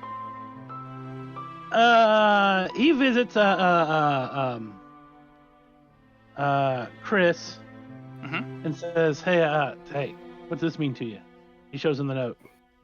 It says all 13 are wired up, and it's got like one of the crewmen's, Mark Anthony. It's got their signature on it. When you removed this painting, was there any wires on them? On this one, Was on it- your. You don't remember them. I don't think so. Let's take a look at it. I'll go look at our painting in my room and see if there's any Yeah. wires on it. Sure. You head over to the painting in your room. So you have permanently affixed it to the wall, so that does Mhm. make it a little bit difficult to get at it. But yeah, taking a look, it looks like maybe like when you were out from one of your classes or whatnot, you find you're kind of actually probably gonna need it's probably a roll to figure this out, considering what they would have done. So I'm gonna it's gonna be no less than 3 rolls. Well, you'll get a little bit of information for 1 roll, and you'll get a lot of information for, let's put it that way, you'll get a little bit of information for 1 roll and a lot of information for 3. Can we So make do one we- roll first and then take 2 rolls? You guys can split them up any way you want. Oh yeah, and you can make 1 roll and then decide to make the other 2, depending Yeah. on the first one. That's fine too. You're the smart one here. Okay. Let's see Because if again, just to There, remind finally anybody, rolled. you can always refuse a roll and just take what no rolls would get you. But Oh, yeah. so you guys start like running your hand along the wall and kind of examining it. Looks like we got a 58. Just the one? For now, I want to see what For I get first. Oh, okay. See what one gets you. Okay, I see. Yeah. So you take a look at it. You're like running your hands, like you're trying to find out, like, has any wires been added, like, are the what's going on, and your unmentioned friend tells you that yes, there's an electrical field around this painting. Brad, the player, is like, okay, what? You've mentioned this unnamed friend twice now. For the benefits of keeping a secret, but not having to go to resolve to chat, so that the audience will still know that something is going on. Yeah, his unmentioned friend doesn't mention that. Yeah, there's an electrical field around this picture. Does it lead to any like a physical connection that seems to go down?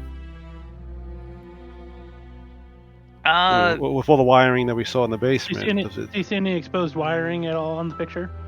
For 1 roll, you don't see any exposed wiring. do we have at our lab the ability, basically the meter to see if there's any electrical, live electrical wiring through the walls? Sure, that's probably something that you could go and pick up from an engineering lab or something. Yeah. And bring back. That seems reasonable. Yeah, we can do that, so we don't have to tear down the wall, and then we can trace trace the power. Where is it going to? Sure. I Was mean, that all the obviously investigation? it's probably going to the basement, but we can see how it's wired. Sure. Is that all the investigating you wanted to do?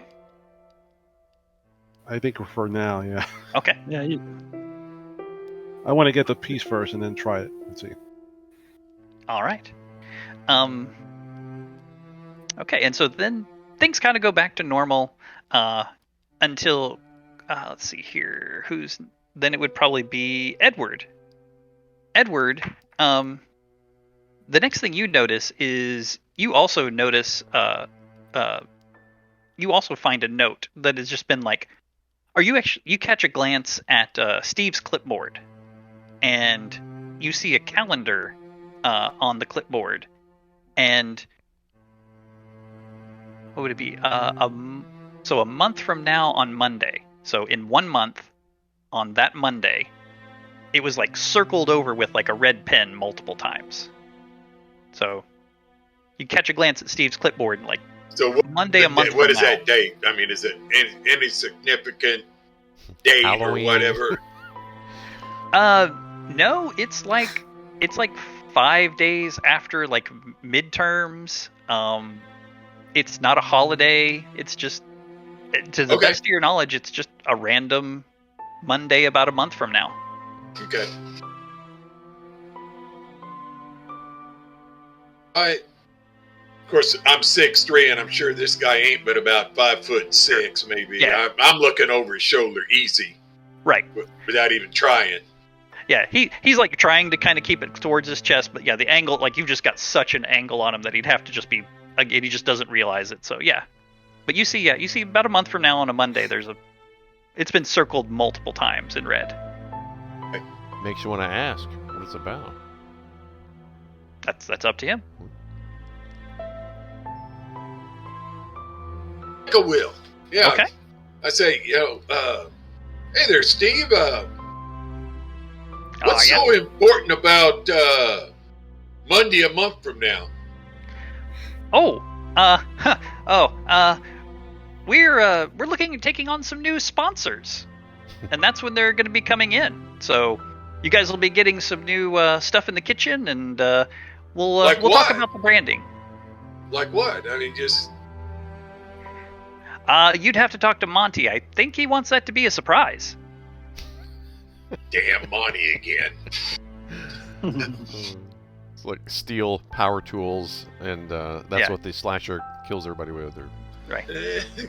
And as you would expect, you kind of get the feeling that maybe Steve was caught off guard and not 100% sure if he's just maybe telling you a line or not. I don't believe him whatsoever. Period. That's not fine. at all. Yeah, I may be a get freshman, that but feeling. I ain't stupid. You get that feeling that maybe he's keeping something to himself. Oh yeah, definitely.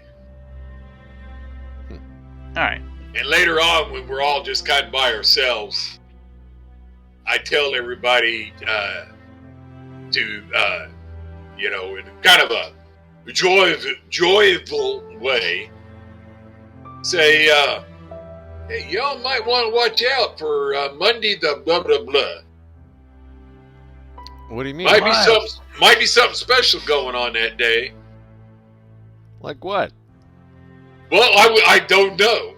Told me new sponsors, but I don't believe that at all. Better than new Coke? I mean, this stuff just came out.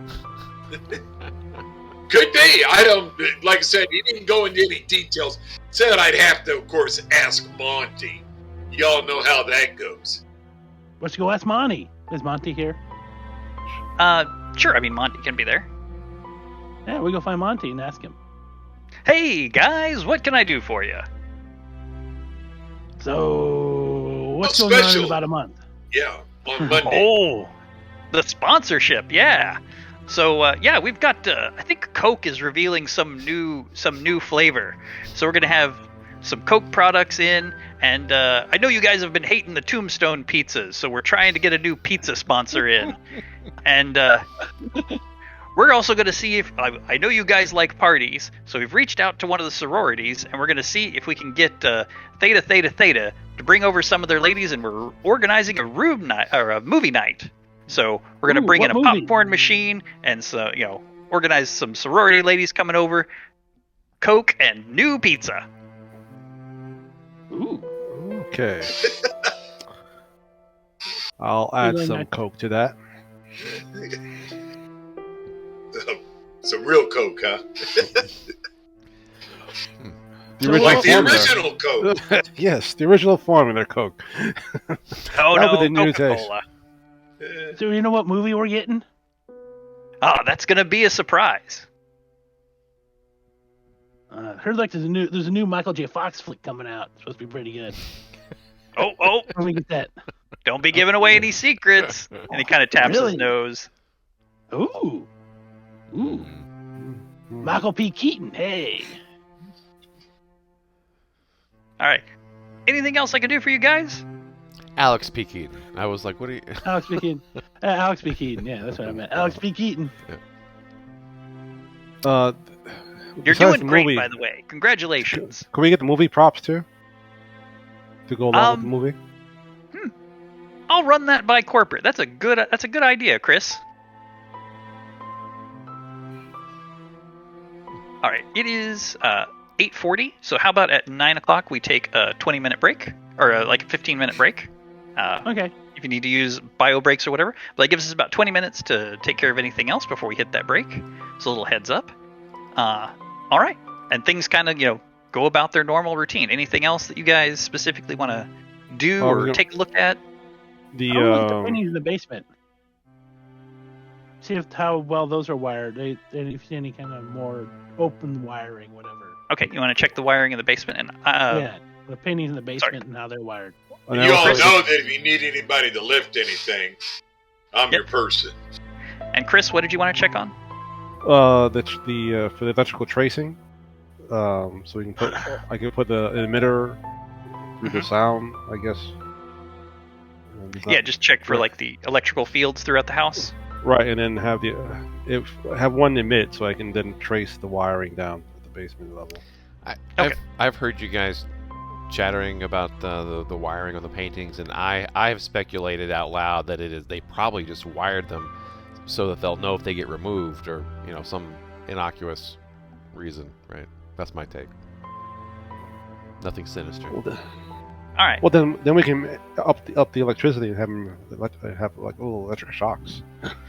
I'm not gonna pull one off the wall. Hey, I want to move some paintings around again. I might forget how to move these around. All right. So the next day, Chris, you're able to go into the lab. You find the electrical field meter just like you want. Bring it over, and probably clandestinely in the middle of the night, you guys probably like throw a pizza in the microwave and like set it on a little too long so that it starts stinking and start burning. So like there's three now, because of the painting being moved, there's now three guys that do overnights in the basement. So you guys like set off a bag of popcorn or something, like overcook it in the microwave, and it starts smelling and like and so like two of the guys run up, like all the guys like run up, and they're like like waving and opening windows and like trying to fan it out and like dousing the popcorn bag in water. And you guys sneak down there, and you've got a few minutes, and you kind of wander around in the basement, and yeah, you do find out that all the other 12 paintings in the basement are wired, and they do have like an electrical field, like the electrical field meter does go off around them, so they are all wired, but nothing's lighting up on them. Like there's no bulbs or anything. Is there like any obvious wires going off of them?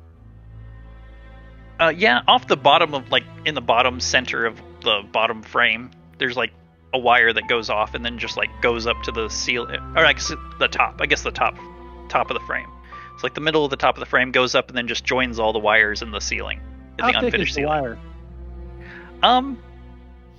About as thick as like a one of those orange extension cords. Yeah. That's pretty thick. Yeah. Obviously, if we cut it, we shouldn't just go cut them all real quick, should we? Yeah, I think so. You'll know for certain what it is. If it's an alarm or not, you'll find out. Yeah, You're gonna try cutting one of the. Well, Yeah. is there a cord on the one in my room? You didn't see one when you looked at it.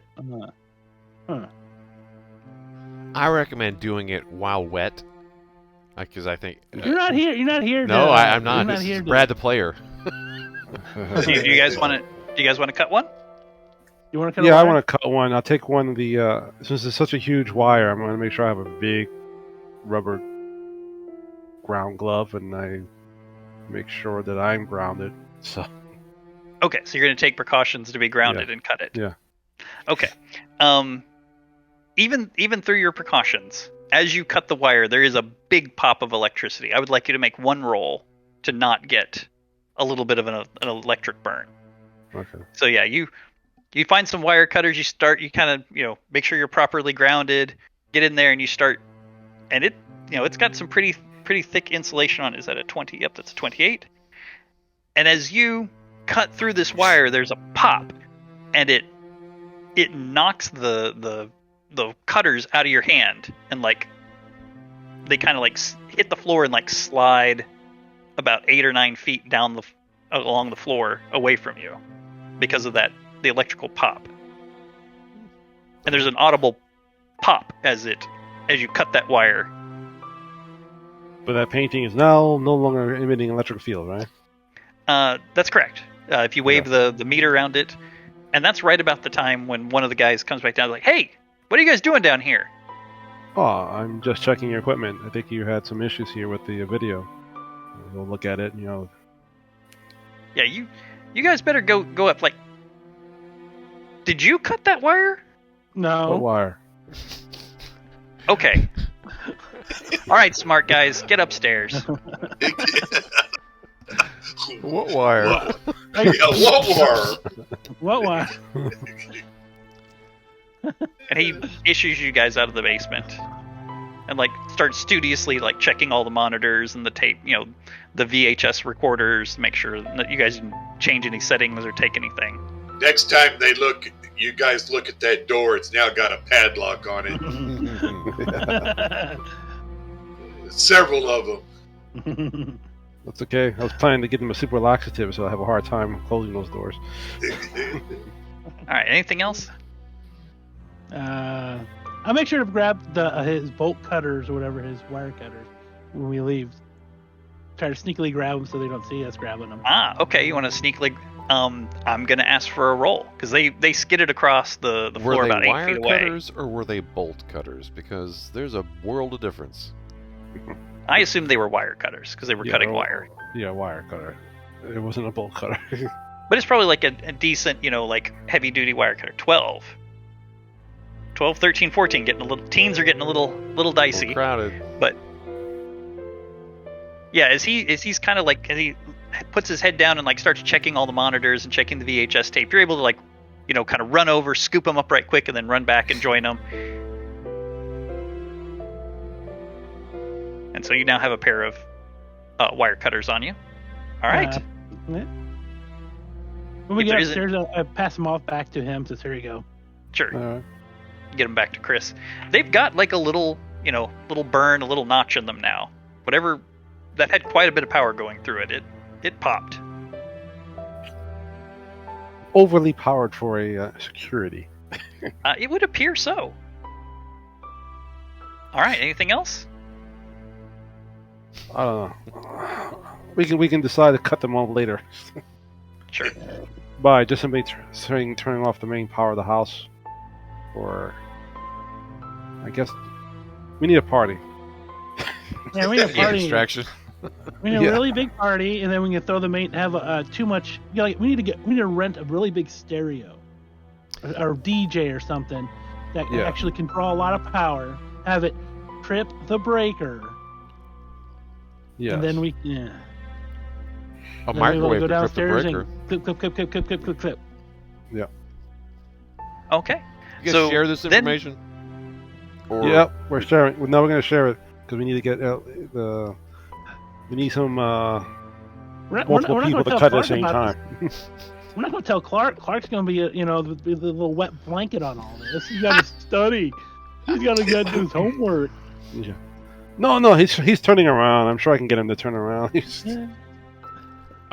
if you guys say there's a high voltage line going to each of these paintings, that doesn't make any sense. And then you show the wire cutter, it's got the scorch mark, and I'm like, well, that's crazy. It's all going over my head. I think it's a hazard. I think we should cut him.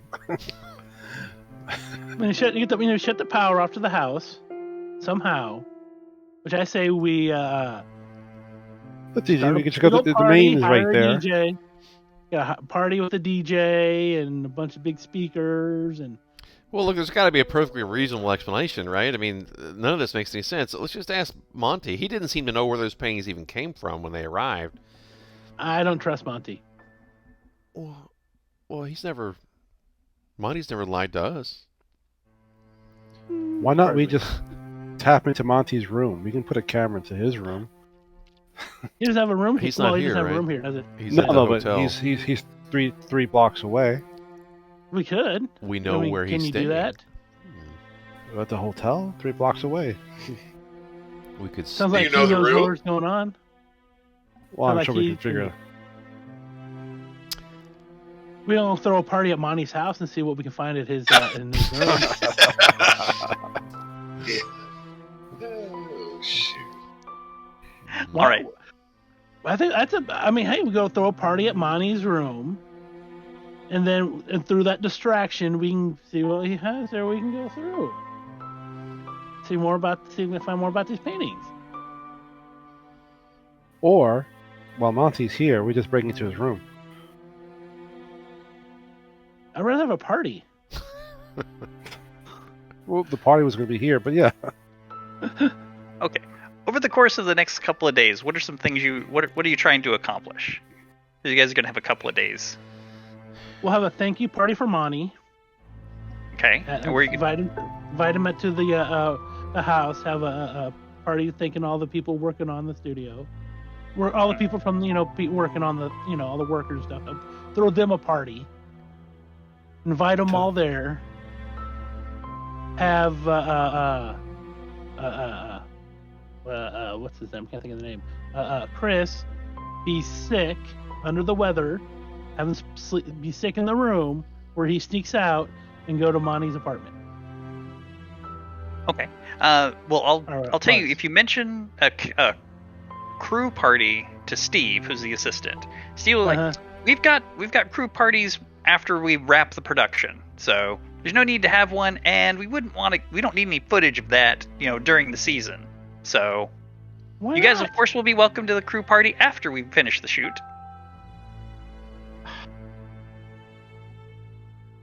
Chris, Like I get into said- the room. So Monty still has to be here, so when he's here, I can just go there.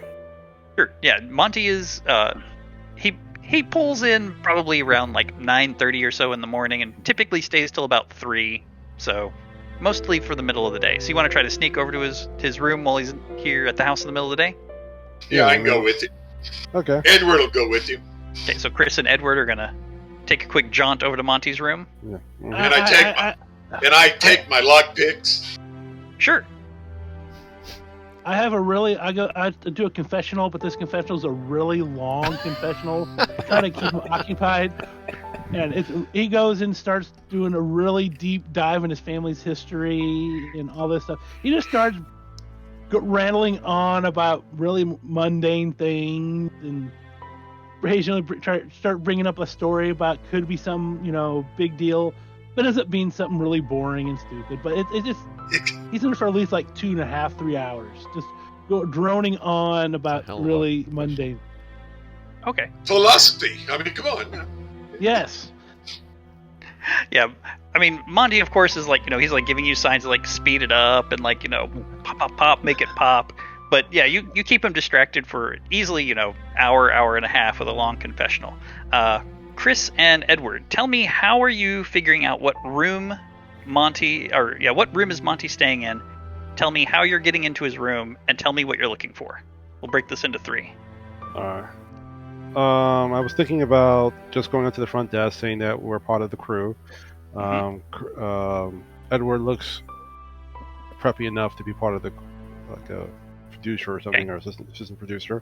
I am obviously the tech person, and then we need to get something right away. And we're going to make sure that we'll give the person any time and say that will affect our job. We want to get fired.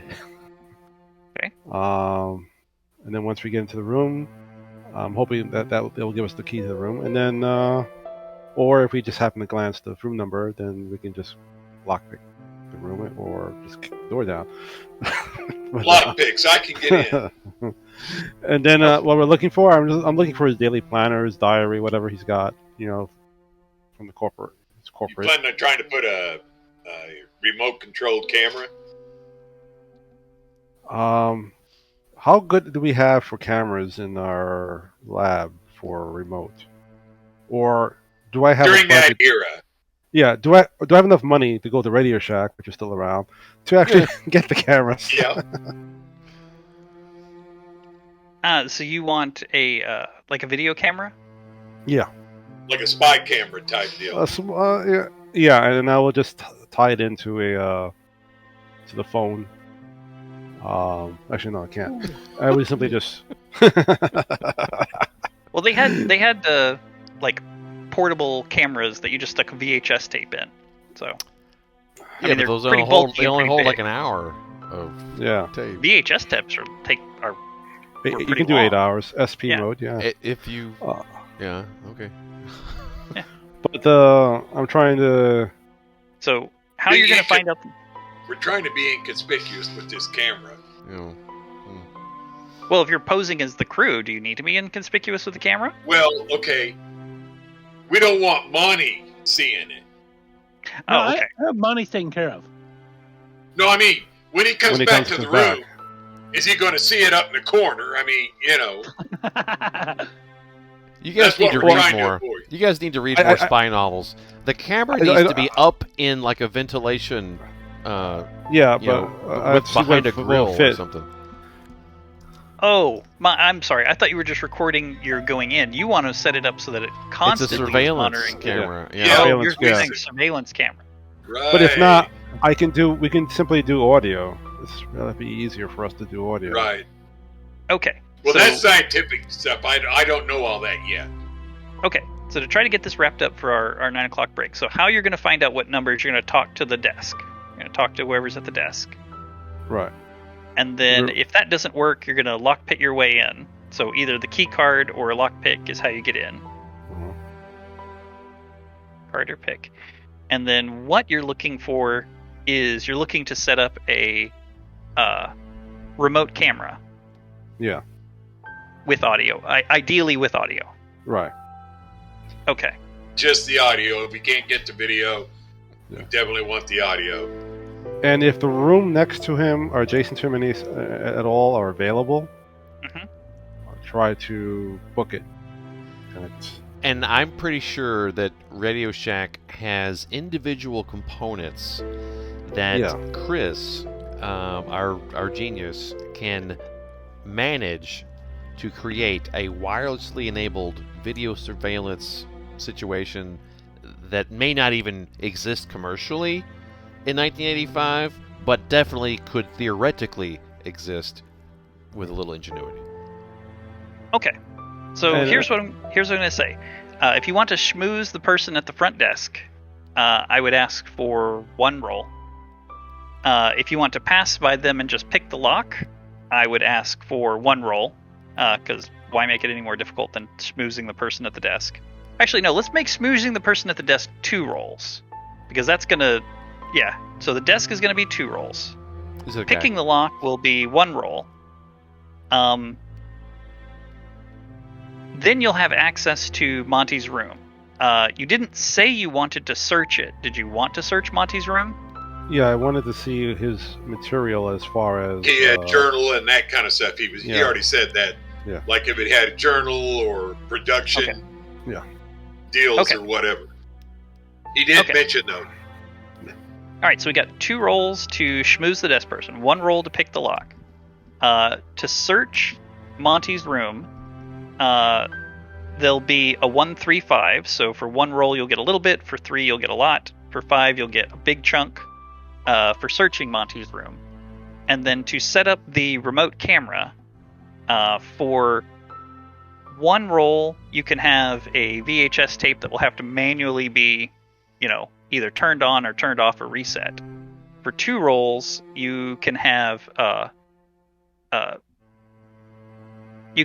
video but not audio. And for 4 rolls, you can have video and audio. So we've got 3 different decisions. You can add one to that is that if the room next to him is available and I can rent it, Uh-huh. putting a hole into the wall with a video camera in there with Yeah, that's Should be- that's kind of taking that into consideration. So Okay. part of the, if you have to manually switch out the tapes, it'll be from that other room. So Right. Okay. So first of all, do you want to schmooze the person at the desk, or do you want to pick the lock? Try to schmooze them, and I'll go ahead and do those rolls. Okay, that'll be 2. Because I'm actually kind of dressed more in, more business, like not necessarily a suit, but Sure. or maybe you call it a casual suit back then, but so I can look more like the production manager or assistant or whatever. All right, hit me with 2 rolls. Alrighty, let's see how this works for me. Alright. So as you're walking to the desk, they're looking pretty haggard. They're like talking to someone else behind the desk. They're trying to take reservations. There's a couple other people. There's someone standing off to the side, like tapping their foot, waiting for them to resolve something. And you guys make your way up there, and he's like, just a moment. I apologize, sir. We're a little busy. I'll be right with you. Okay. Okay, is that me? Okay, formula C. Okay. D90. Let's see if that works.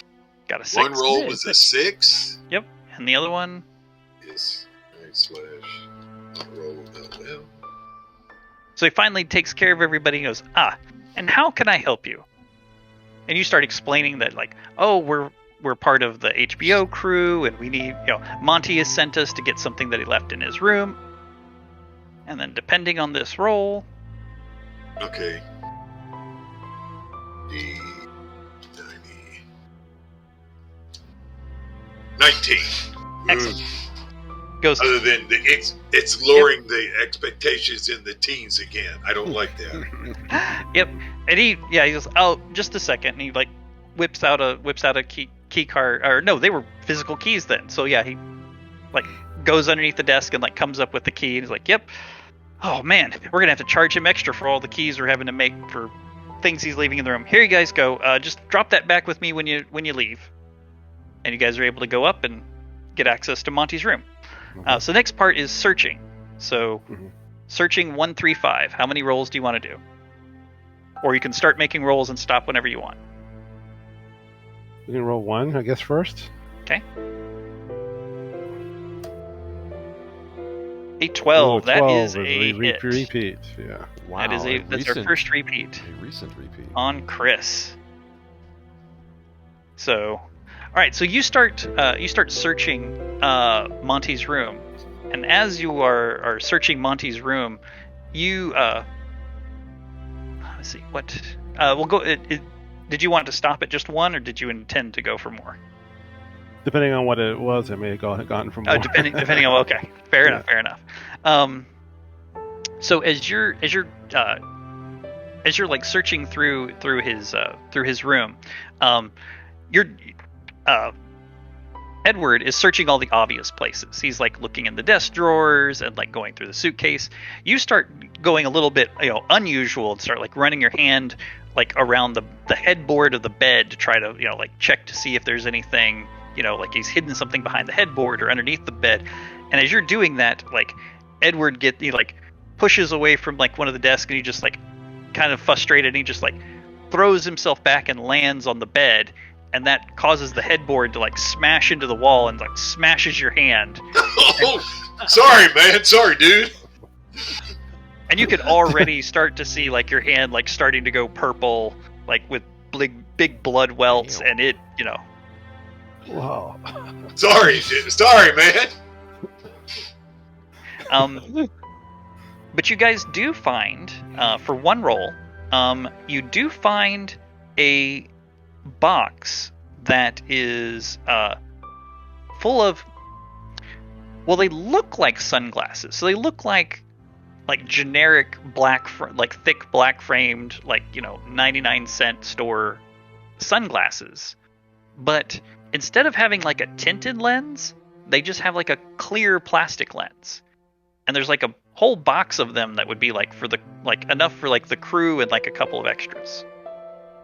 And they're all neatly packaged, and there's on the top of the box it says a 15 count. So there's 15 sunglasses, but sunglasses with clear lenses. Well, we'll Regular take those safety glasses? with us. You're gonna take all 15? The whole bag. Was there just one box of 15? There's one box of 15. So obviously, if you take that, he's gonna know that you guys took it, or That's somebody fine. took it. Maybe just No, I'm taking all 15. You're gonna take all 15. Okay. Are you taking Did the you box? want to roll? Did you want to roll to search for any more? Oh, not my hands. I'm trying. Yeah. I'm going to see about the doing the roll for eventually for For the camera. the cameras. Do you want me to roll to see if we can find out any more information? Yeah, because my hand hurts and I need my one hand Okay. left. For... I feel bad about that, so I did. Okay, so how many do I need for the next? Is 3? 3. So it'd be 2 rolls. 2 more rolls. 2 more. Oh boy. I don't And while like he's that. thinking about that, Chris, setting up the camera, were you going to be satisfied with like a VCHS tape that has to be swapped out for 1, or do you think you want video for 2 or video and audio for 4? The remote video, you said, for how far would that remote video will go for me? Like back to the house? If you want it to reach all the way back to the house, I'm probably going to add another 2, so that would be Okay. 6 total. Holy shit. So then it doesn't really matter. Then I would simply just do 1 roll, 1 roll. the VHS tape, because then I'll just come back and get it. No, I changed my mind. No, you can do 4. For 4, I'll let it go back to the house. I tell you what, I doesn't was make much not sense really that it wouldn't clear in my trans- mind if I was participating with this, but I think I needed to come along to make sure you guys don't get in any serious trouble. I Sure, would like she- to share the load on running these lookout. pulls. Sure, right? sure, that So sounds just good. Keep that in mind. I'm good. That was my first roll. I'll do 1 more now for Okay, more 82. information.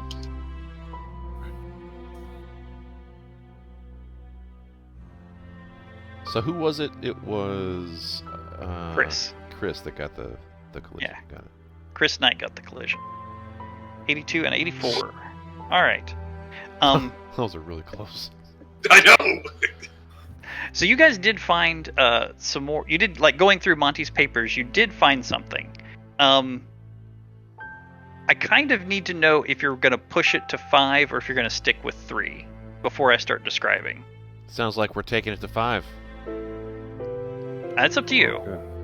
But you've also still got the rolls for the camera as well. Or we can nix the camera if once we know that we have 5, right? You can drop out on the camera. Yeah. I think we got this. We got this. We just spread it around. Spread it around? Okay. Chris needs to pull Okay. fewer, right? Okay. You're currently at 3. Do you want to go 2 more for the search for a total of 5? Yeah, you guys can do 2 more, 1 each. All right. I'll do it. Okay. 1 each? Yeah. Here will be my. Yeah, because this information is the same thing. It's just how much of that you get is why I'm asking for the decision choice. 73. 3. That's a good one. All right. Next is 72. And then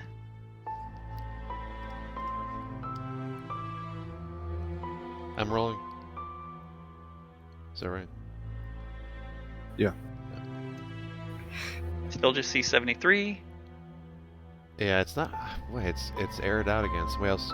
This will be my roll. I'll take the hit if there's a problem, but I can't. Looks like I can't roll it. Okay, I'll roll it for you. You can try moving yourself out of the channel and put yourself back in the channel. That worked for me last time. I got it. Huh.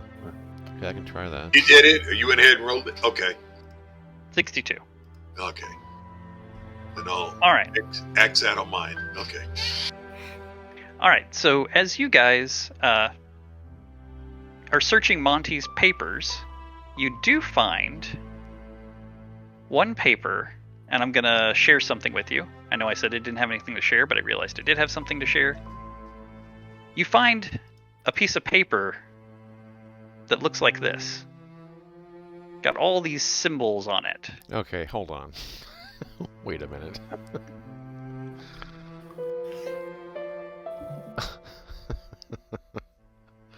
No, Brad the player has seen this before, I believe. Yeah, pretend you haven't. Okay. Okay.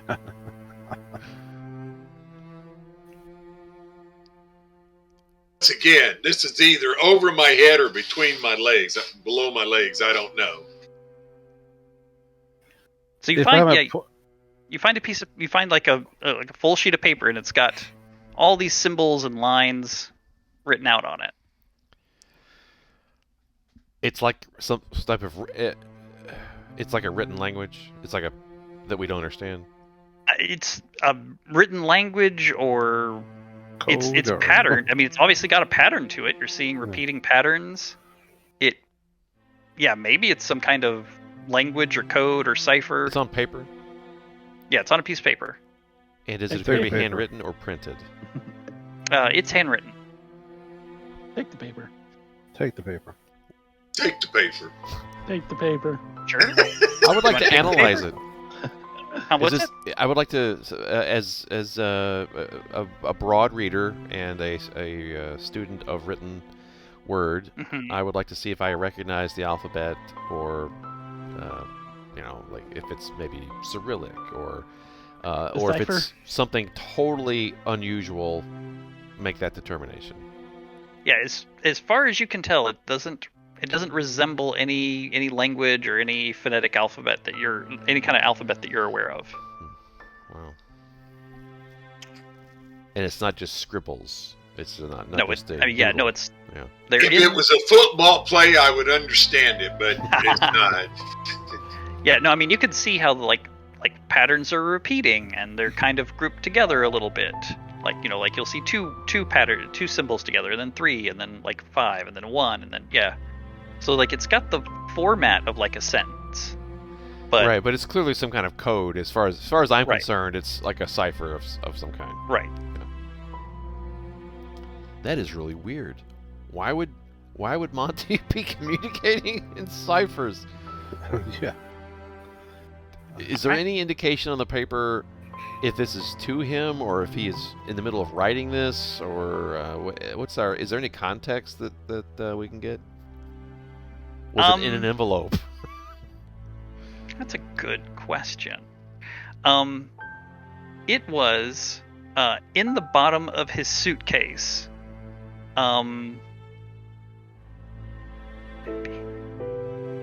Yeah, it would be in the bottom of his suitcase. Also next to like a little, not like a can of paint, like you think of like you get a big can of paint, but like a sample can of paint. Like there's a little sample can of paint in like a plastic bag next to it in the bottom of his suitcase. Spray paint or No, like dipping, like paintbrush? Okay. like paintbrush paint. Does it have paint in it? Yeah, if you shake it, it kind of it sloshes around. It's got paint in it. Is there a false bottom? There's no false bottom. There's also no label on the can. Like it looks like a can, but it's just steel. There's no label on it. It's just a steel paint can. It's about yay big. Take it with you. Okay, you gonna take it with you? That's no paint. Looks like a Whatever paint you can want. to me. Okay. So take it with you. I look, fellas, I gotta admit that this is all a little weird, but this is honestly, I don't really see anything to be really concerned about here. I mean, we broke into Monty's apartment, and I'm okay setting up the surveillance and poking around, but we can't just start taking all this stuff. He's gonna miss it. Maybe. So we can get on to our break. So what are you taking between the sunglasses, the note, and the paint? Are you taking all 3? Oh yeah. Take all 3. Okay. Final thing. The camera. Do we want to do this with the camera? Oh 1, hell 2, yeah. or One- 4. We can do one roll. When he One roll? when he unzips I'll- his human skin and he's a lizard or something underneath, we want that on tape. Yeah. So then, I'm assuming that the one roll is Oh. it's the VHS camera tape within- that has to be swapped out. right, but in the room next door or something that we can in the room rent next door. out. Okay. Yeah, and you like put it up in the ductwork or something. Right. 2 will get you video, and 4 will get you video and audio that goes back to the house. 4. We got this. You gonna do 4? I'll do 2. Okay. And Greg, I can tell you how to Oh. do the other 2. You can I tell will- me how to do the other 2. I like that. All right, so Yeah. his first 2 are Yeah. mine. So 11. 11. Is that a I'm collision? not there, so. Nope, that's safe. And then 71. God, it's like teens or 70 and 80s. Teens or 70 and 80s. Yeah. Okay, so you got 2. So you got it set up. You got it set up for video. See, Greg, I make Does this it look easy. Yeah. Easy for you to do. Greg, remember you can push the up arrow and it will repeat the last command. Okay. Okay, let's try enter. 15. Ooh, 15. Is that a... That's safe. Wow. Nope. Is it And not... the up arrow, you said? Yeah, Yeah. just type the up arrow. Okay. All right. And 85.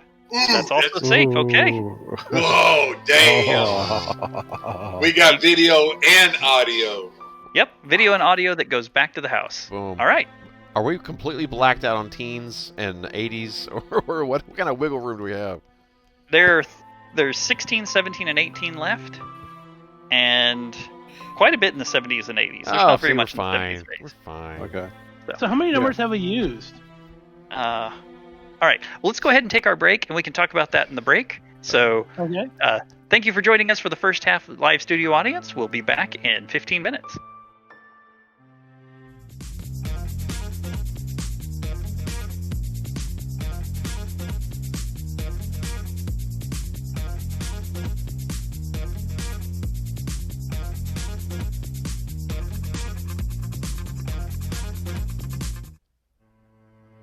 All right. And we're back. All right. Ladies and gentlemen and people of all persuasions, thank you for joining us for the second half of Dread. We just left off with Chris, Clark, and Edward having done a raid on Monty's room. They've successfully set up audio and video that transmits back to the house, and they've come away with some interesting items. A odd set of symbols and numbers on a piece of paper, a can of paint, and 15 sunglasses with clear lenses. So, you guys make your way out of the room, drop the key back off at the front desk, head back to the house. And then where do you go from there? Switch back into my cardigan and slacks. We give Randy the the signal, which I don't know what that is, but maybe a knock on the door or something. How long did you guys do your little investigation? How long did that take? Apparently an hour and a half. It probably takes a while. It probably takes at least an hour and a half, maybe 2 hours. Yeah. Was it a 2-hour confessional? You had like an hour and a half. Oh yeah, confessional, right? yeah. Randy droned on, and he maybe repeat himself a couple times. And Sure. he was like, no. If you remember. All right, Randy, we got to wrap that this was up. I'm horrible. running out of tape, so Get more tape, because I got more to go. It's back to the hotel room. another time. I got some other. Okay. Hey. All right. Where are the rest of the guys? They were here when we got in. There's someone around here. I don't keep track of them. I come Alright. walking down the stairs You because are. I climbed back in through the window. Sure. Gee. Where are we hiding Nicely. this stuff? I stand up. I'm back to wearing a Speedo. And I'm like, oh, sorry. I don't know. Where are you hiding it? The Clark's room. In Clark's. All right. What are we hiding in Clark's room? The stuff we took. Well, The we got a stuff box we- of sunglasses, and we got But what else was it? A piece of paper and a can of paint. Very right, small piece of can of paint. paper. Piece of paper. We can make a copy of it on the way back. Yeah, this is probably fine. I mean, I got a backpack, and I go to class and come and go, Sure. and I have a part-time job, and we can pull this off. Yeah. And then each of us should have at least a sunglass, just for the hell of it.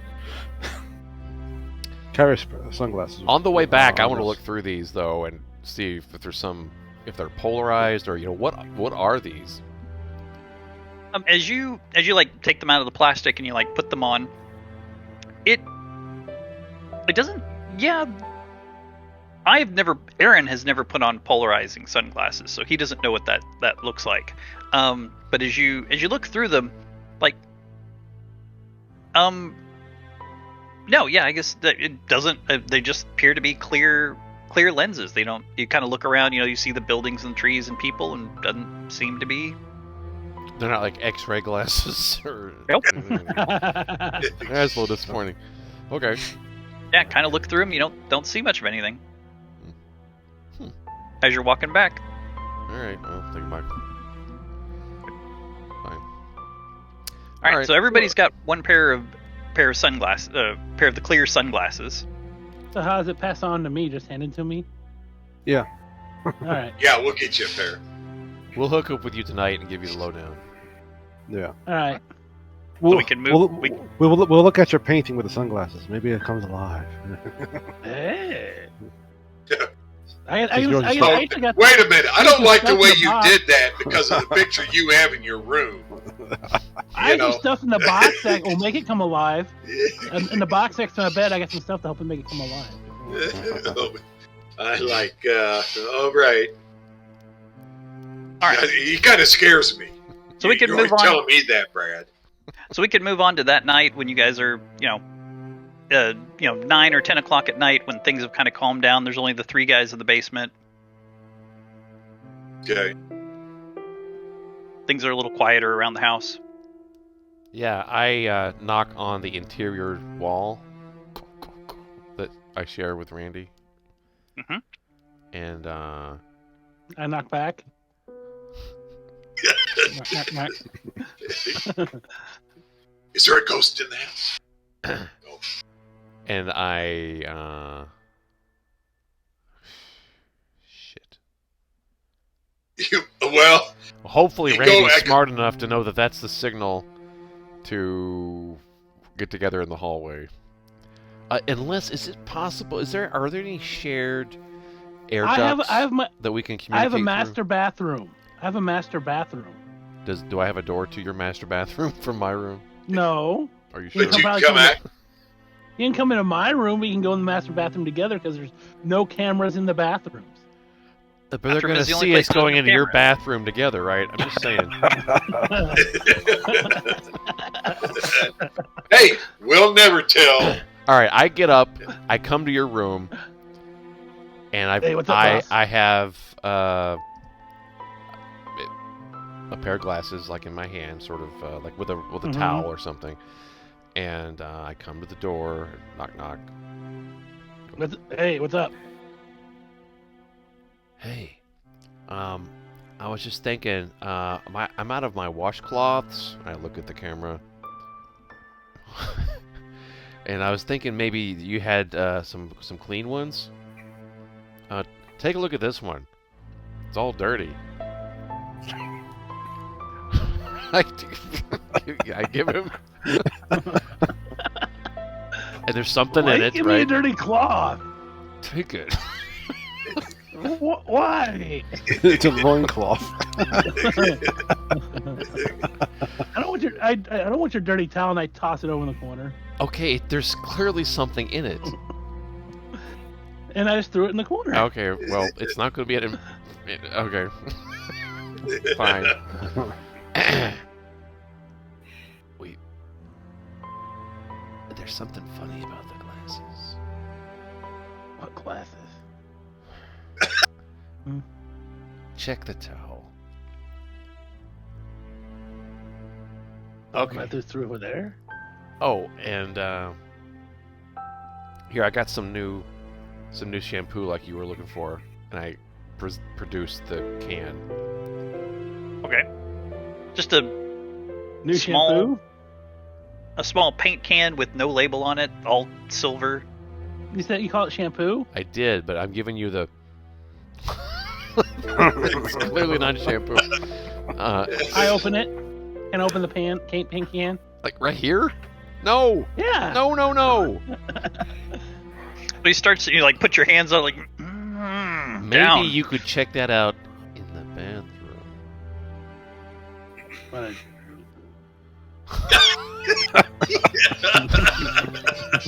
Okay. Good night, Randy. Oh. So he grabs the towel that has the glasses in it, and he goes into the bathroom, closes the bathroom, turns the fan on. As he looks in the can. All right. What's in- So it is a can of paint that's been sealed. So you have to take a hairbrush or something and kind of wedge it open and like pop it open. It takes you a little bit. You pop it open, and when you look into it, it's clear paint. Like you kind of move it around, you see it kind of sloshing, but it's I smell it. It's Smell like yeah, paint? it smells like paint, but it's clear. And the sunglasses, they're kind of like, they look like, the frames look like the 99-cent black thick framed, but they've got clear lenses in them. And since you threw it across the room, like both of the lenses have got like a crack, like one singular crack going across them. I put the glasses on and look at it. Okay. Then look around with glasses. Bathroom looks normal. I look at the paint. Paint looks clear. I take my toothbrush. It hasn't been not my. I take my toothbrushes haven't been used, and I take that and I. No, Brad. and I start brushing on the wall to see look at the paint. Paint. It's kind of like clear paint. Yeah, as you dip your toothbrush into the paint, and then you start kind of painting on the wall, you do see like it's clear paint, but you can clearly see where you've drawn the line. So wherever you draw like a line or you sign your name. Yeah. I put Randy was here. Sure, and you can clearly read it. Like it's clear, but like you see the outline. You can clearly see where you've drawn. So it's like it's a shade or two lighter. The color of the wall is like a shade or two lighter wherever you draw. What kind of paint? Does it have a turpentine smell, or does it have a acrylic smell? Like an acrylic. It would be like an acrylic spell. And if you like take the glasses off a little bit and look at the wall where you wrote, the wall looks normal. And then you put the glasses back up and it says Randy was here. Normal. Randy was here. Normal.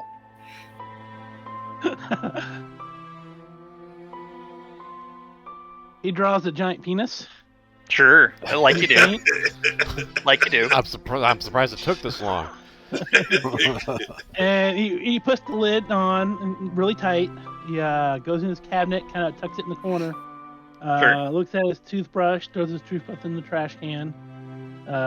Puts his glasses and puts that in the corner next to the paint.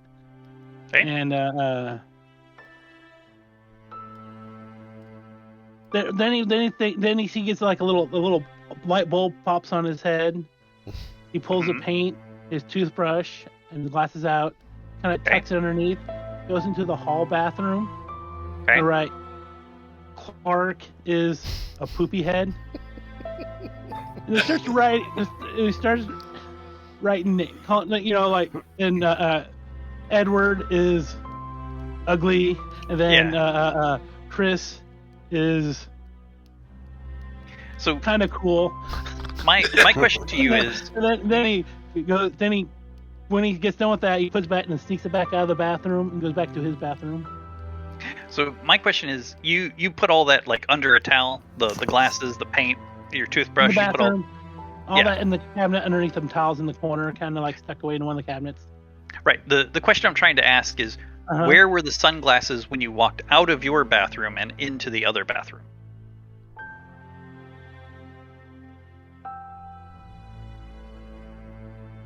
Is he smart enough to take them off? I don't. That's what I'm asking. I don't know. You can roll a die. You can decide. You said you took them off and put them in with the paint. You did say that. I did. Okay, I took them off. Okay.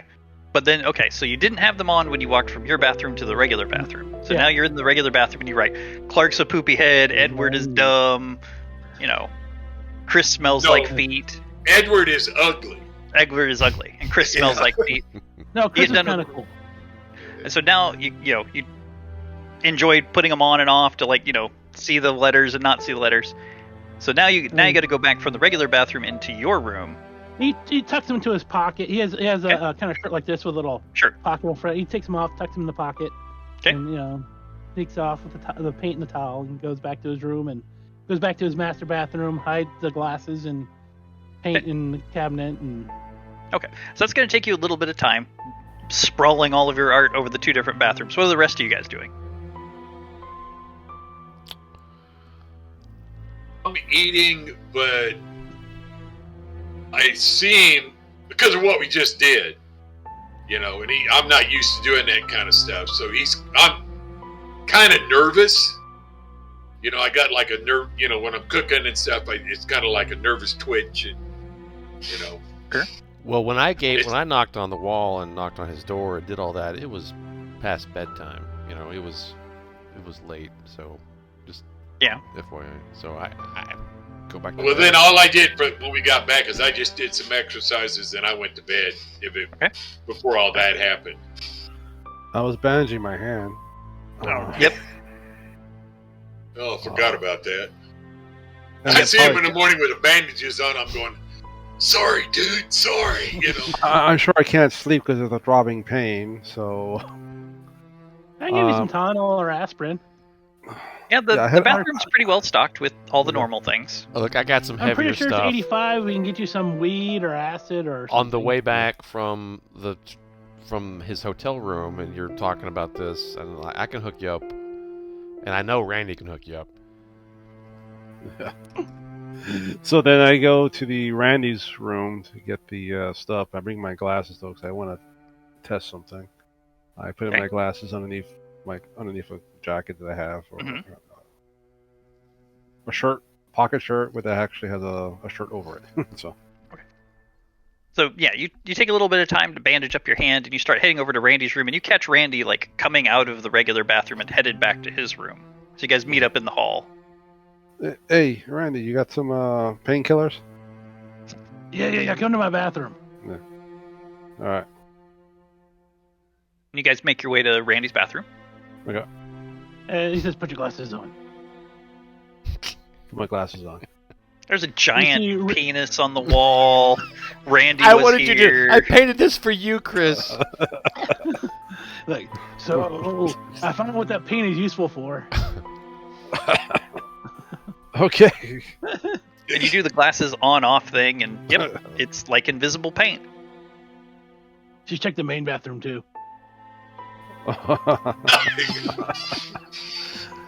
I take the glasses off. If I go to your room with the painting, you put it in a place where it's not showing up on the camera, right? So I will go to that spot, look at it, then put the glasses on, and look at the painting. Okay. So you put the glasses on and you look at the painting. So the painting is this nice, warm, like white tile bathroom with a little boy sitting in a clawfoot tub with a little boat, a little rubber duck sitting there like playing in a bubble bath. You get over in the corner where the camera doesn't quite reach. It's that you can't get all the angles from all the corners of a room in one camera. You put the glasses on and you look at the picture, look at the painting, and you notice two things. One, those symbols, those various drawings and symbols and whatever, you see those have been written in likely that same paint all along the frame of the picture. So you're seeing those symbols along there. But that's the second thing you notice. Because the thing that immediately jumps out to you when you look at the picture is the picture immediately changes. It's all very dark tones and shadows and reds and blacks. The tub now looks like it's filled with like a thin, but like a thin oil. It's not water, it's not a bubble bath, it's now oil, and the little boy is floating, like just floating in the bathtub. Happy or No. Randy, come here. What's up? Why the hell you take this picture of all pictures? Well, it's a rubber ducky in a bowl in a boat. Yeah. So I, making sure that we're in the corner that he can't see, and I point to the glasses. So yes, it is now changed from a bubble bath to like a very oily kind of water, and the young child is now floating face down.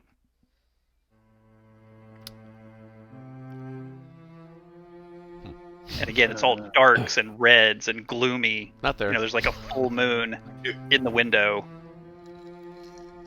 and you take the glasses off, and it's the bright, shiny white tile with the boy in the bubble bath. That's pretty freaky. It's kind of coolish looking. Yeah. And then floating, bubble bath, floating. Give me a paper and pen. I want to write down the symbols around the frame. Sure, you grab a paper and pen and start copying them. You make copies of it. Yeah. Are the glasses, are they plastic? What's the frames like on the glasses? The frames feel plastic, but the glass feels glass. I try to pop in the glasses out of the frames. Can I do that? Sure. I don't see why. You've got a pair that have got cracked. I mean, you take a little working at it. And then I grab a pair of other sunglasses I have, and I get some like attached. I guess I try to I see if I can maybe fit the lenses somehow. Put the lenses, maybe tape them or attach them to the other glasses so I can wear them without being noticed. I'm wearing the special glasses. Okay. I see what you're saying. I would ask for one roll, and you'll be able to transfer those lenses to another pair of glasses. What could go wrong? We'll find out. I'm trying to think of that right now. So Randy goes over to the desk and works it a little bit. You hear glass kind of scraping against itself a little bit. I think that's good. That's good. I think 59's good. After a little bit of working, you're able to pop those two cracked lenses out of the pair of sunglasses that you had and put them into a regular glasses frame. And I put them on. Reading glasses. Yep. Yeah, and you see the picture change from the bright picture to the dark picture. I start walking around the house. I don't want to see those Indians, that Indian maiden, Indians dead, massacred or whatever by the cavalry or something. All right. I start walking around the house and I start looking around the walls and stuff, just kind of. Okay. Before you walk around the house, Chris, is there anything else that you're doing after copying down the symbols? Seeing what the damn, I forgot. Randy was doing. I'm just gonna tape mine up with the duct tape a little bit, so it just doesn't look like it's black anymore. It just looks like duct tapes. Okay. Just run some silver duct tape so it changes the color. Sure. Okay. Yeah. Okay. Yep. You're able to do that right quick. Yeah. And do you join him walking around the house with the glasses? Yeah. Okay. And I also grab a Philosophy 101 book. Sure. Carry around that. And Clark, at this time you're sleeping, and Edward, you too. Edward, I think you said something, but I didn't hear it. Said yes. Okay. And Clark, I think Clark's nodding yes. Okay. Yeah, do either of you guys? I'm pretty sure it's probably a light sort of what the hell's going Sure. on. But if someone knocks at the door, I'll, Sure. Yeah, there's gonna be knocks on the doors. Oh, Chris, you're gonna go wake them up? Yeah. Okay. So each of you hear a knock at your door. I answer the door. Randy's gonna run a philosophy class over with the pictures. What? We're gonna do a philosophy class about the pictures. I imagine you're probably touching your glasses. Yeah, the glasses that's nicely duct taped. Give him the duct tape. Where at? Randy's. No, we're gonna go downstairs first. All right, I'll be right down. And I get some shorts and a t-shirt on, some shoes, and More than Randy's wearing. Slippers maybe, and the sunglasses, and I'll put them in maybe I got a house coat. Yeah, I got a house coat. Yeah. And put them in the house coat part. Same with Clark. Well, Randy, you can get Clark. Randy can get Clark. Randy can get Edward. I want to put the pictures up in the first floor for the cameras to at least be blocked for a while. It's night, right? So yeah. So you can block. First knocks on my door. At first, I'm yelling at him "Go away!" I'm trying to sleep. Hey, late night beer party. Okay. So, like I said, I get up, throw on my slacks, my cardigan. My hair is a mess, of course. Which is, you guys never really seen me like that, but my hair is a mess, You don't have a sleeping cap? No. Normally I sleep in the nude, but, they told me I couldn't do that here. Fair. So. They'll do it. I mean, what are they going to do? Come in and tell you to put pants on? Yeah. Yeah, like you. So anyway, I finally eventually get up and I do what? I don't want no philosophy. And then they explain it all and everything, and I'm like, fine. So I get the glasses and I tape them all up or whatever, I've got a pair of my normal sunglasses, and I take the lens out and I'll put them inside, and those lens wraps around my normal glasses. Okay. So I don't know why I'm wearing sunglasses at night, but sure. Edward, as they're like knocking on your door and like waking you up, and you're like putting on your clothes, the phone in your room rings.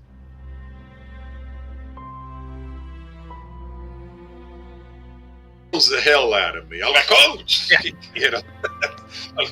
who's calling me at this time in the morning? Telemarketers. So, there you go. So I go to pick it. They had I guess they did.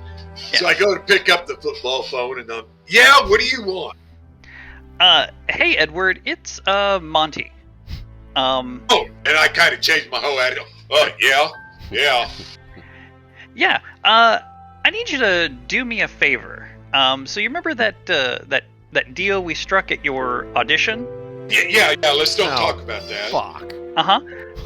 What? I need you to make sure that we need to get some night shots. So I need you to make sure that everyone stays inside the house tonight. So I'm gonna. Sure. Yeah. Sure. Yeah. We'll stay in the house.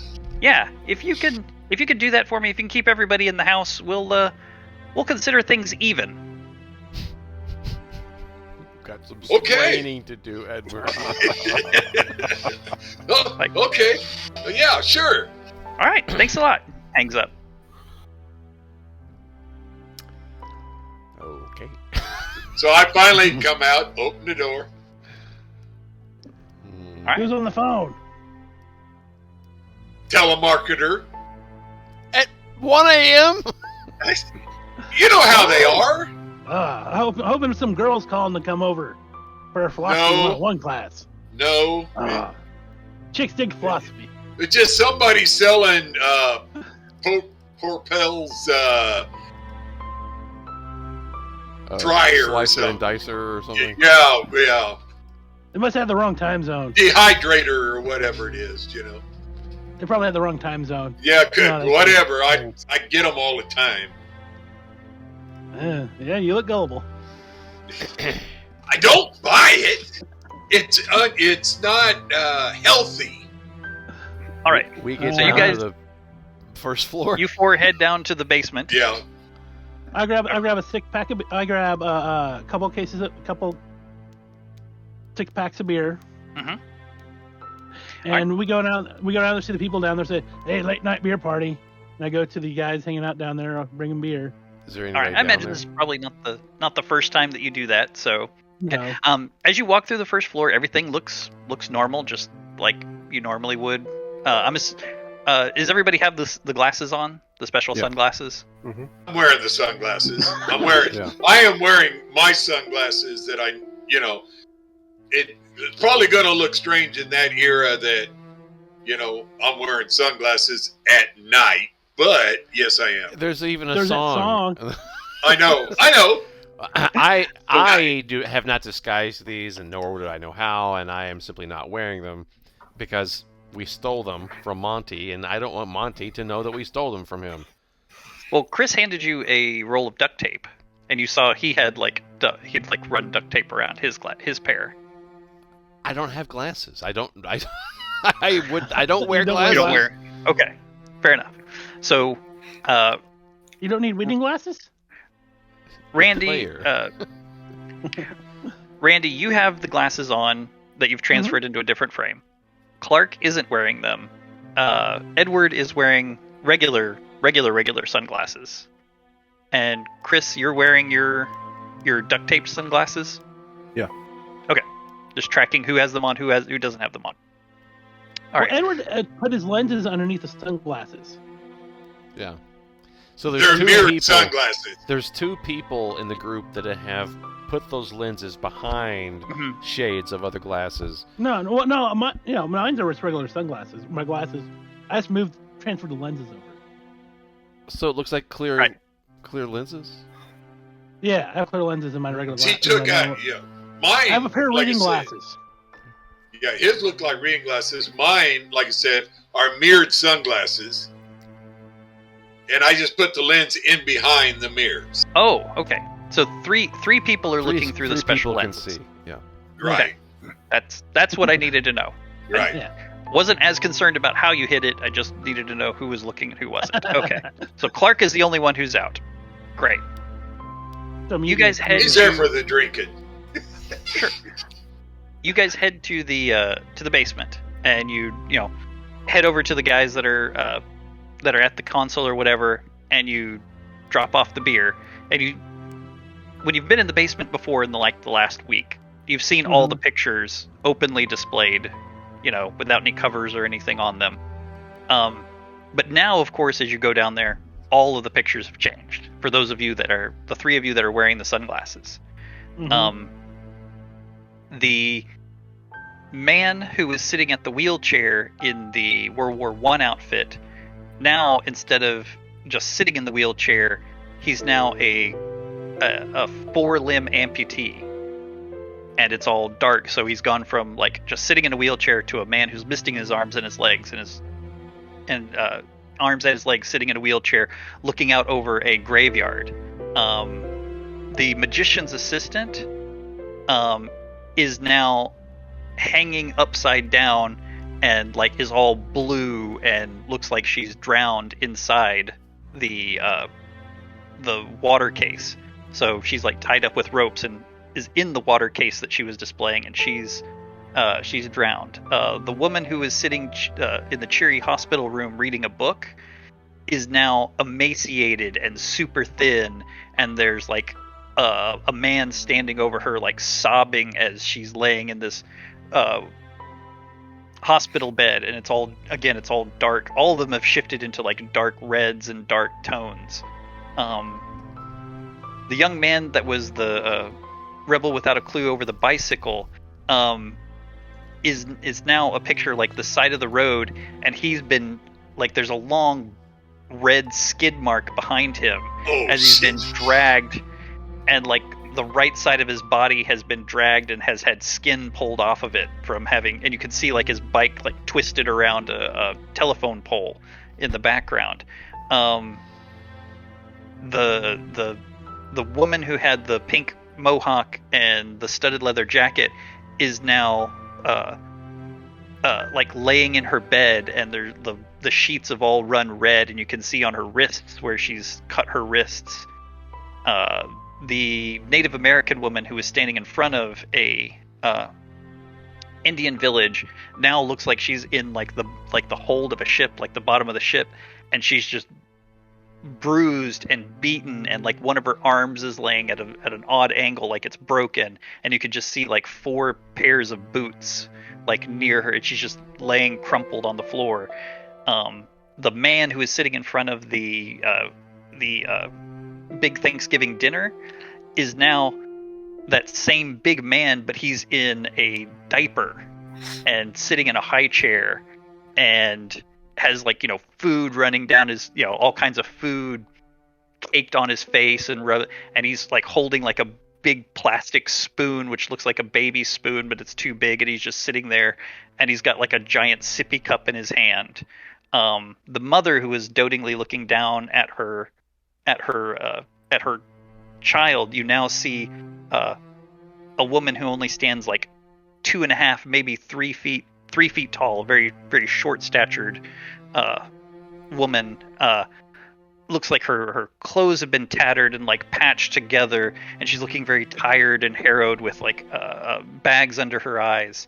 The miner who was coming up into the light is now headed down, and like it's all dark, and he's got soot and everything on his face, and his hands are cracked, and like his eyes are bloodshot. And it looks like he's going down into the mine now. The woman who is walking up to the hospital is now strapped to a dirty medical bed, wearing a straitjacket.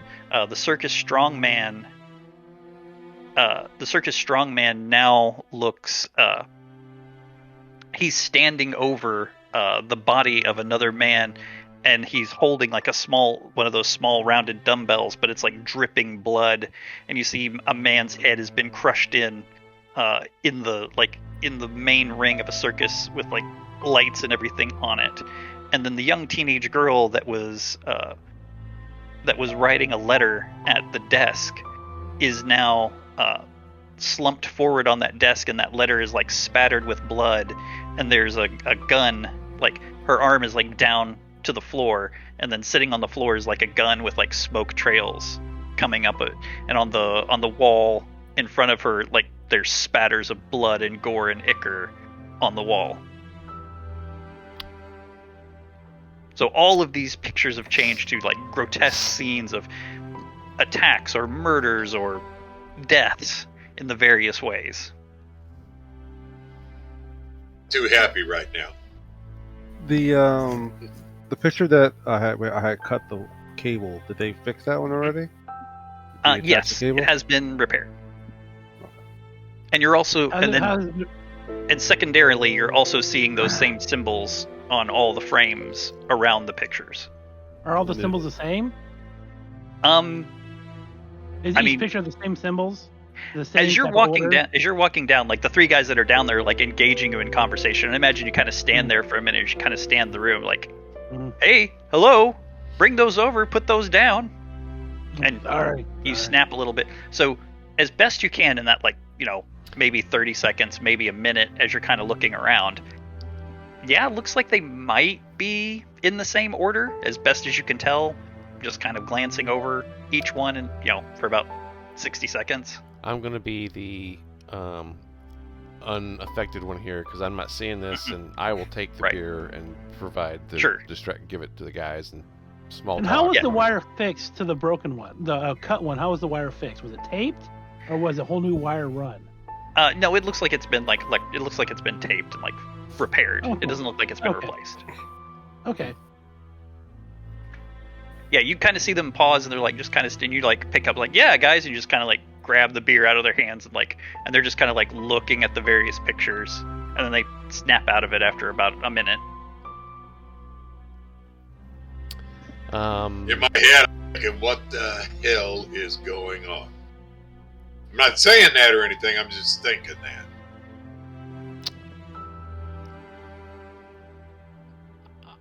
I look around elsewhere around the room. Do I see anything that would not pop up?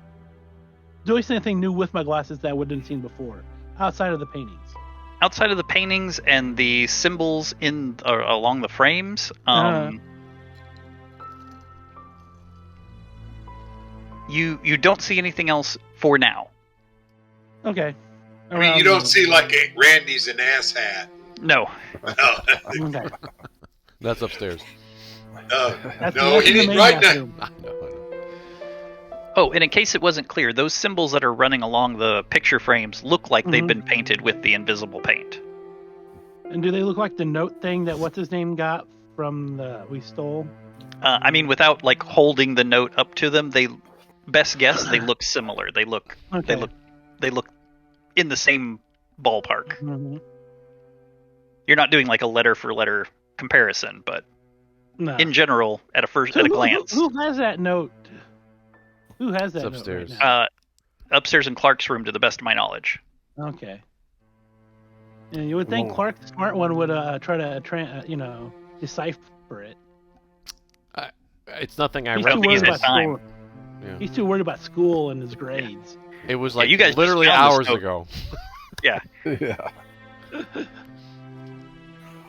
So you guys are probably giving me some kind of hint that there's something in the paintings, or at least you're staring at them with weird eyes. And if there's a distracted moment with these other worker guys, I'm going to try to maybe face the other way and put the glasses on and see what's going on.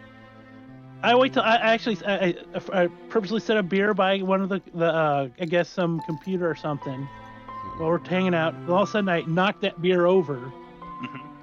So there's a beer spilt on some important, I don't know, stuff on the table, and kind of distract them while, you know. Okay, yeah. So you guys are kind of like sitting like, they're like, you guys okay? Everything all right? And that's when Randy like knocks over a full beer, and it starts like, oh, hey, and they like start running around like grabbing paper towels and yeah. One of them takes off his shirt to try to mop it all up, and Randy takes off his pants and try to mop it up. Not necessary. Damn. Yeah. Oh. Clark, you take that moment to like pull out the sunglasses and you throw them on, and yeah, you just see all the pictures go to a macabre version of what they were, like I described. Woman in a straitjacket, someone who's bent over their table having shot themselves. That's weird. Caved in with a hammer. So there's like some type of weird chemical filter on these that makes it like a lenticular, piece of artwork. Where if you're looking at it one way, it looks like something, and if you look at it a different way, it looks like something else or whatever. But what would be the it's sort of a mystery, but doesn't seem like there's anything. It's truly bizarre, but it doesn't seem sinister yet. No. Yeah. Randy's wondering if he cut power, if they'll still change with the glasses. And as you guys are like trying to mop up this beer and everything, and that's right about when all of you, you can audibly hear like a large gas generator kick over in the front yard. So, it sounds like what you would expect, like a bulldozer, like when someone turns on like a bulldozer. And so you hear like a large generator, kick over. And since you're in for this moment, for right now, this second, you're all in the basement, and you've all got the glasses on. You see the largest of the power lines and the various power lines that are leading to each one of the pictures. You see them immediately become like a bright light blue, like they just light up. So several of the power lines that are running in the ceiling of the basement, and that join all up with all the power lines that run to all the various pictures, all light up bright blue, and all the symbols around the painting framework, all those symbols light up light blue as this giant gas engine. What do our buddies, our 3 crew members, do when that happens? Yeah, they kind of look at each other and like start looking at the various monitors and like poking at things and like they go to the panels and start trying to figure out what's that sound? I bring my glasses down to like halfway down my nose, and I look through the glasses, and halfway, kind of looking through halfway. Do you still see the lighting up without the glasses, or only with the glasses? Only with the glasses. So they go back to regular power lines that are just black without. So what do these guys say? What's that sound? Is there a generator outside? Don't know. We don't know anything about a generator. So like they start like checking some notes and things. I start going up the stairs. Okay, Randy's headed up the stairs. Yeah, come with. Up the stairs. Following. Yeah, follow as well. Okay, you guys follow up the stairs. Where are you headed? Look out front and see where look at the generator. Okay.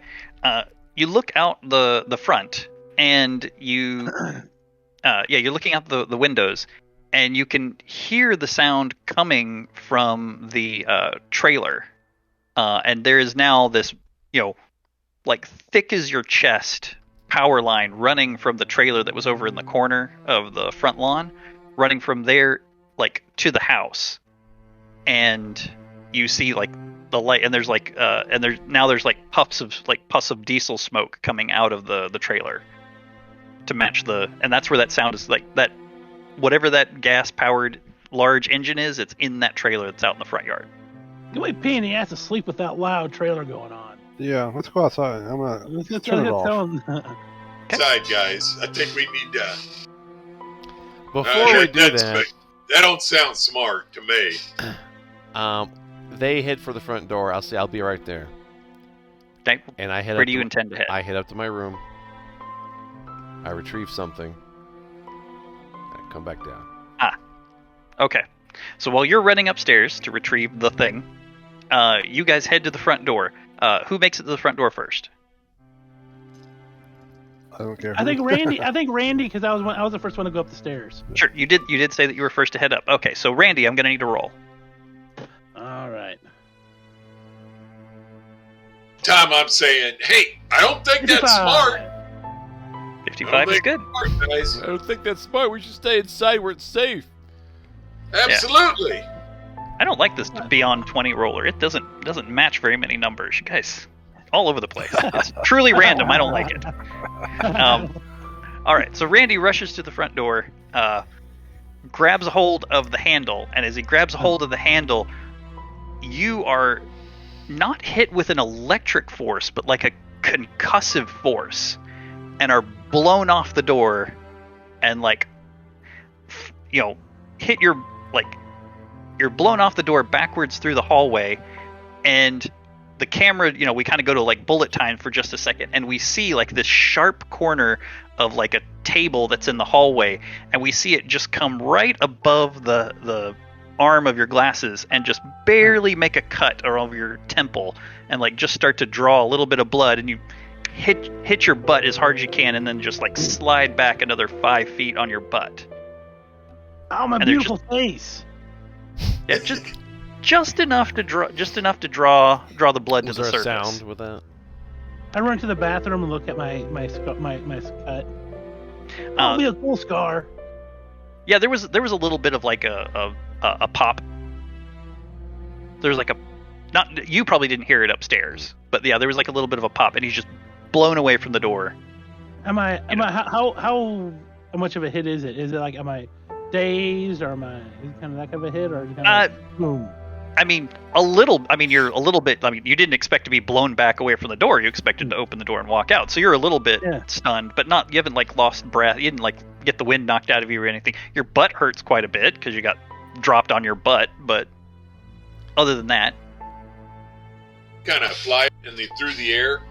Yeah, he flew back about 4 feet, hit his butt, and then slid back another 5. Edwards goes like, I told you. And when he hits, yeah, I told you to stay inside. That's exactly what I was going to say. As he watches him fly, and when he lands, like, I told you it wasn't smart to go outside. I mean, come on. I don't know why. Why is it not smart to go outside? I just don't think it's smart to go outside. Why?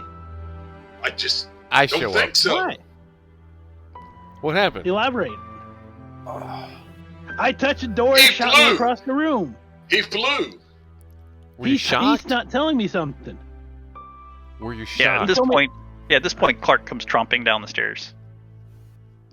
What happened? Flew across the room. I don't know. Were you shocked? Or... Touch the door. Touch the door. Touch the door. I'm not touching the door if it did. Touch the door. Shocked you. Yeah. Touch the door.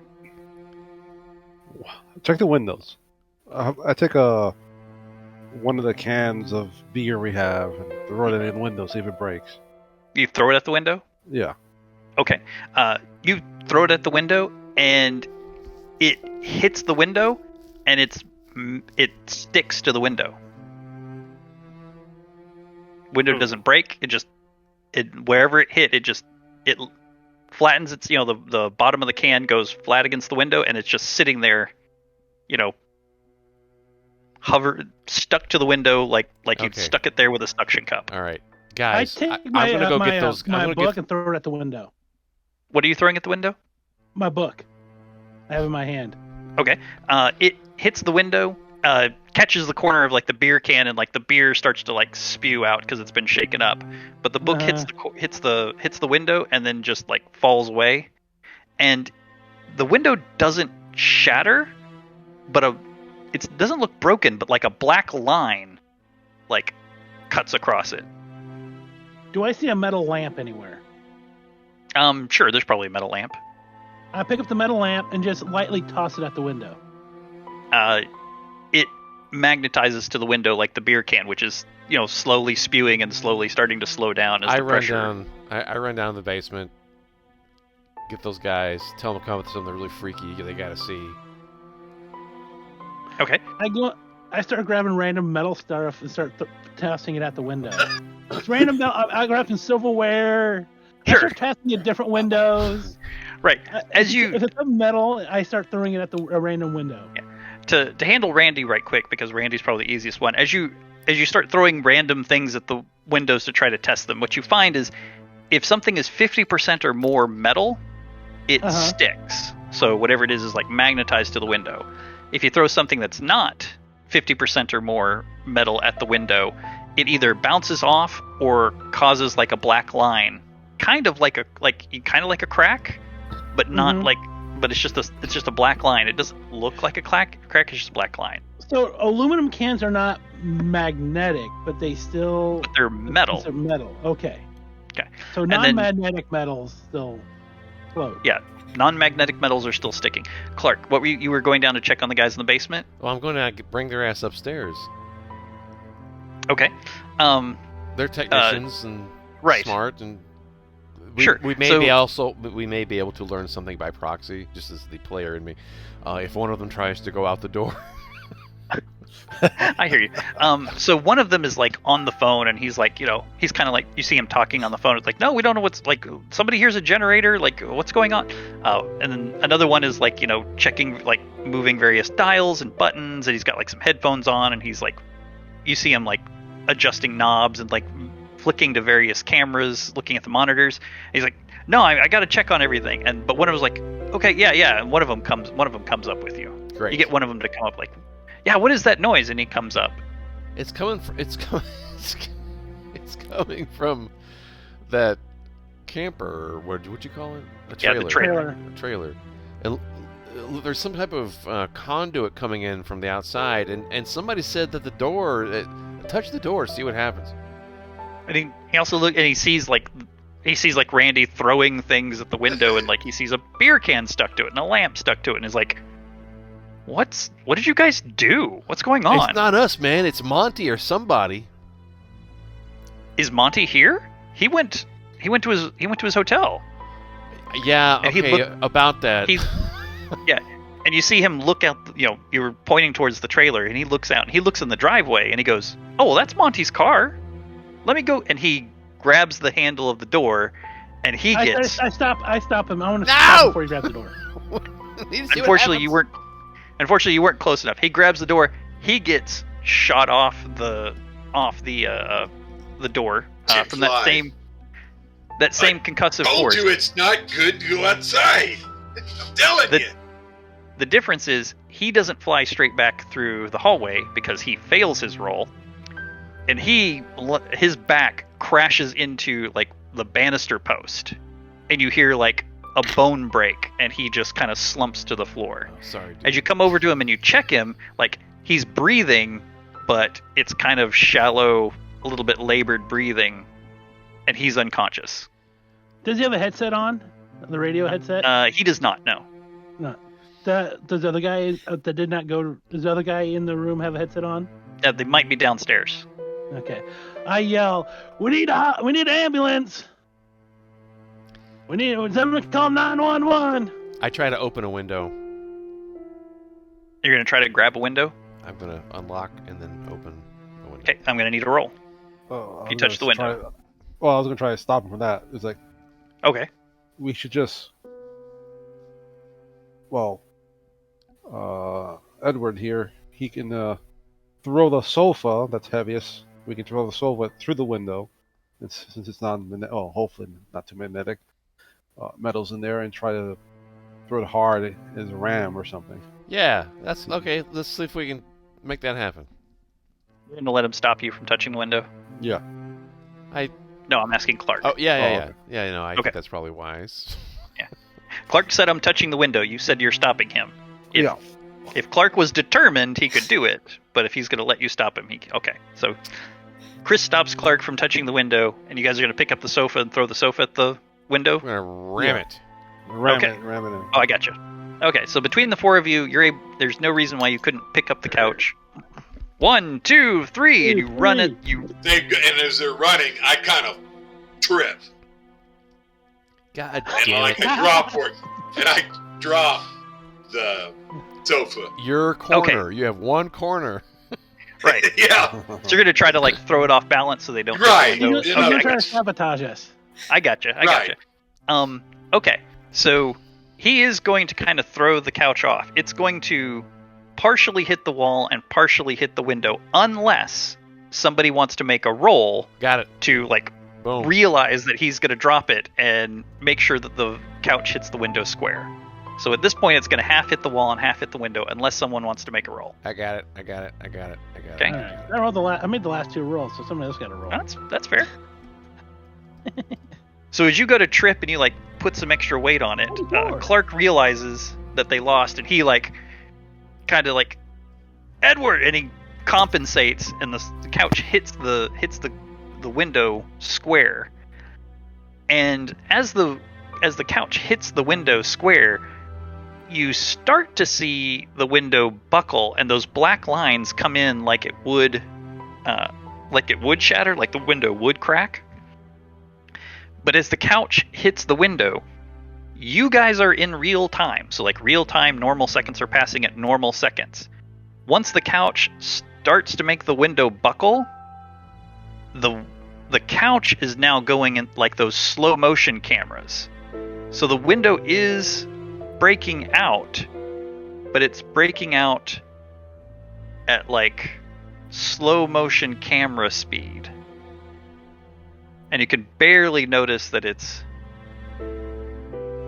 So the couch is starting to go through the window, but it's going through it very slowly like it would a slow motion camera, but you guys are moving in regular time. And if you try to like grab the couch and like move it, it is now fixed in space. And just barely perceptibly forward going through the window. Well,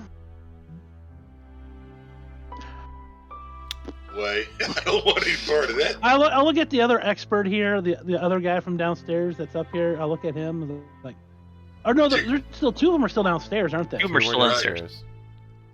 I look at Clark, says, "You got any extra glasses? Where's the extra glasses at?" They're We upstairs. had 15 of them. They're upstairs under the bed. By the way, I have my glasses on. I'll go grab them. I grab them. Okay, I take the two pair. I go downstairs. Says, I look at the guy. Says, "Do you know what's going on?" Okay, you head upstairs to Clark's room, and as you are grabbing two pairs of glasses to bring down to them, I'm assuming that the rest of these guys are like watching the couch, or like trying to pull the couch away from the. You'll find window. a note with the glasses. So just saying. Oh yeah, the note will be in the same place as the glasses. So the three of you are like pushing on the couch to try to see if you can move it, or like watching this very slow motion break. I'm backed up. Sure. You hear two screams from downstairs that are then cut short. Son of a bitch. Cut short. Like How was she just? Like, Well, Chris takes a look, goes down and take a look. Okay. Chris is first down this. I imagine everybody else is following that way. yeah, Okay. I'll follow him. As I all will of you, follow him. I'm As probably all you guys are last, 'cause following- I come from probably last. yeah, you're a little bit behind, but you'll get there eventually. As everybody's following down, you've all got the glasses on. The picture that was behind the control station was the picture of the strongman, and you see that now this ghostly version of that strongman has come through come through the picture, and he's like reaching with these massive, biceps and forearms, and he's got those manacles that they sometimes wear for show or whatever, and they've got like a big manacle on them and like a chain. He has wrapped that chain around the neck, one chain for each one, and is just lifting both of those. This ghostly apparition of the strongman is just lifting both of these men, and they're being choked by this chain, and he's got one on each arm, and he's just got this big ear-to-ear grin, and he's just kind of bobbing them up and down as they're trying to fight, and they're just kind of slowly being choked to death by this ghostly version of the strongman that's coming out of his picture that was behind. Who sees this? I can't remember who sees this. Everyone, because everyone's got the glasses on. I look at Chris. We should cut the power. Cut the power. Cut the power. Yes. You do that. Unfortunately, I shoot that strongman ghost because that's what you All do, right. even though it won't affect You pull out the gun, He has a fire gun? off a round. I gotta go. I won't ask you to make a roll because you're trying to shoot a ghost with a gun. So, blam! Gun goes off. Does it at bullet least passes shoot right into through? a painting behind him and destroy it? It does shoot into the painting behind him, and it does put a bullet hole in the painting, but you don't see any. There's nothing visible that changes other than the fact that the strongman, as the guys like they're getting to the point where they're not moving anymore. He just looks at you, and he's locking eyes with you, having shot his picture. so Clark, shoot at the power cable above it, The power or cable. the main Shoot power. power cable if I can see it. Okay. You want to try to sever the cable with your gun? I dare say I do. Okay. You are currently at 8 shots left. How am I going? How many shots are you willing to expend to sever this cable? Do I have to get really close to this guy to just walk up and just point the gun at the cable and just fire? Is that? Yes, he's coming out of the picture, so you'd have to get up to his picture and then above it if you wanted to go muzzle to muzzle. So you need to manage 2 resources for me: your 8 shots that you have left and the number of rolls you want to make.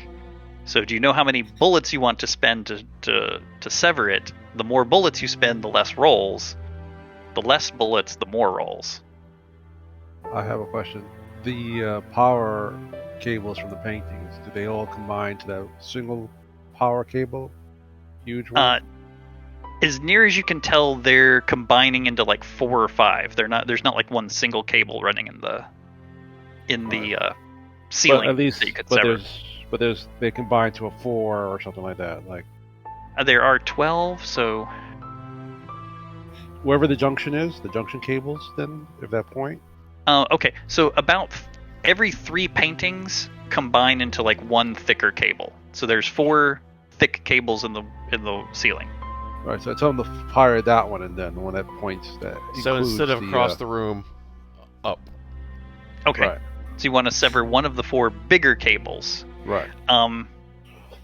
If you want to sever one of the bigger cables with bullets, I'm going to say it's going to take at least 6 bullets and at least 4 rolls. If you want to spend more bullets, it can take less rolls. Okay, let's just go back to the small cable. The small cable. What? Okay. Because I'm thinking 1 shot, 1 pull, 1 cable gone. I'm just spitballing. That's what I think. You could do it with 1 bullet, but it would not be one roll. If you want to do it with Maybe 1 2 rolls, single sure. bullet. 2 rolls. What's that? 2 rolls. I can buy that. No, that would be nice. That would be awfully nice of me to let you take out 1 ghost. 3 rolls? 3. That would seem a little more reasonable. That's impossible. What type of monster are you? Okay. But if you're only going to spend 1 bullet, I'm going to ask for 4 rolls. You just said 3. No, you said 3, And I thought you bought it. and then you tried to put that on me. 4 Well, rolls. and all this deal, I'm running up to my bedroom to get my club thing staff. If you want to do it with 1 bullet.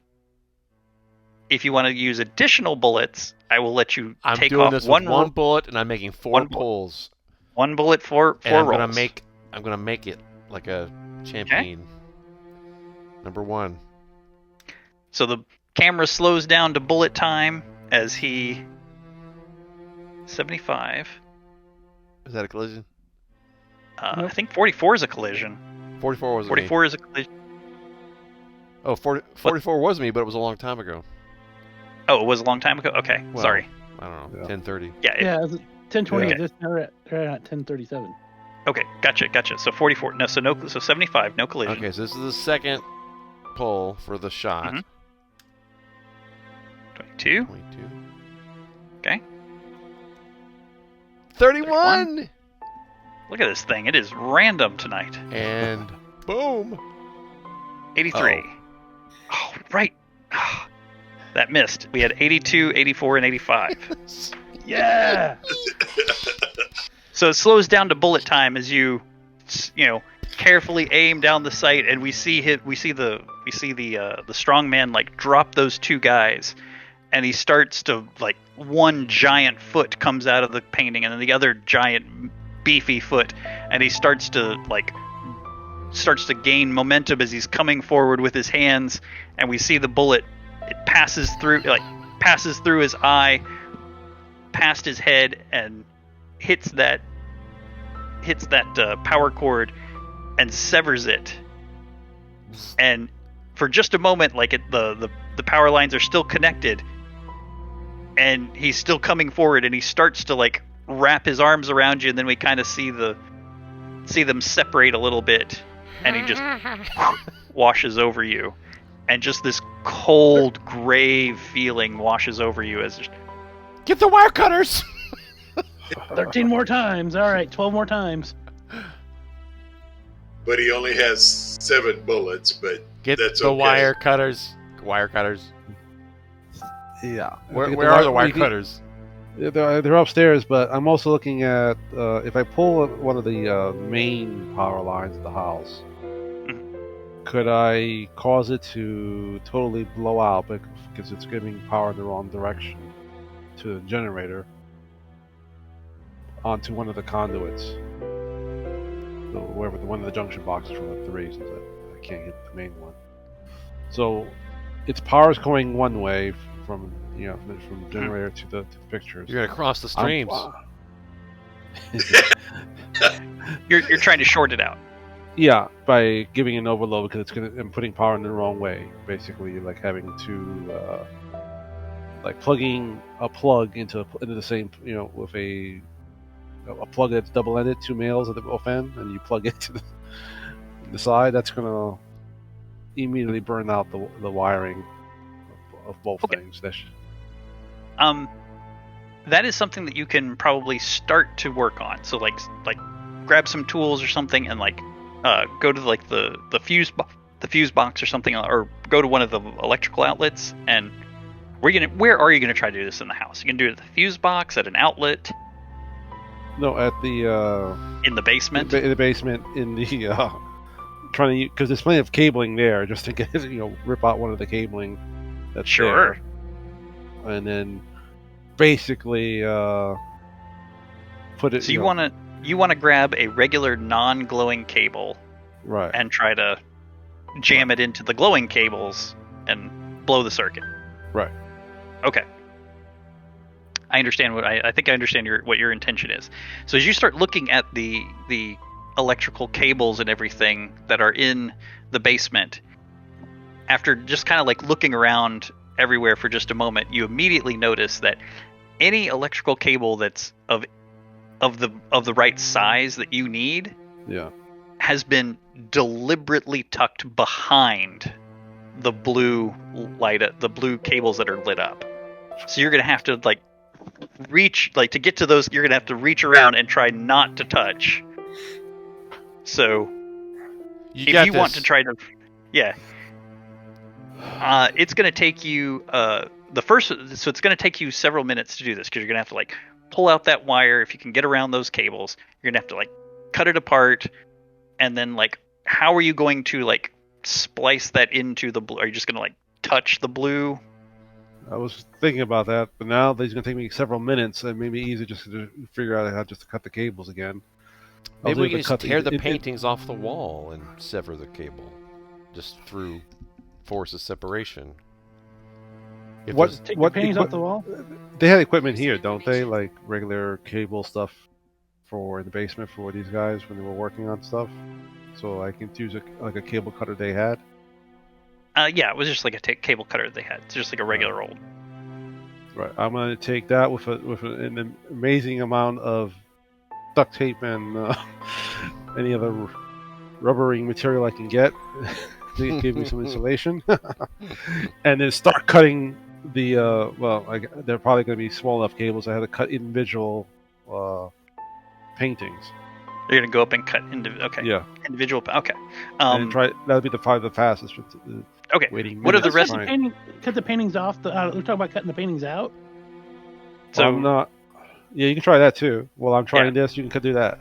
So while I he's grab a knife and try to cut one of the paintings out of the frame. While go upstairs, grab like a kitchen knife. Yeah. Okay. Really sharp kitchen knife. There might Sure. be there might be Cut. a utility knife down here, and while he's doing that, I am going to continue shooting cables, but at close range. So I would shoot the ones we already cut first earlier.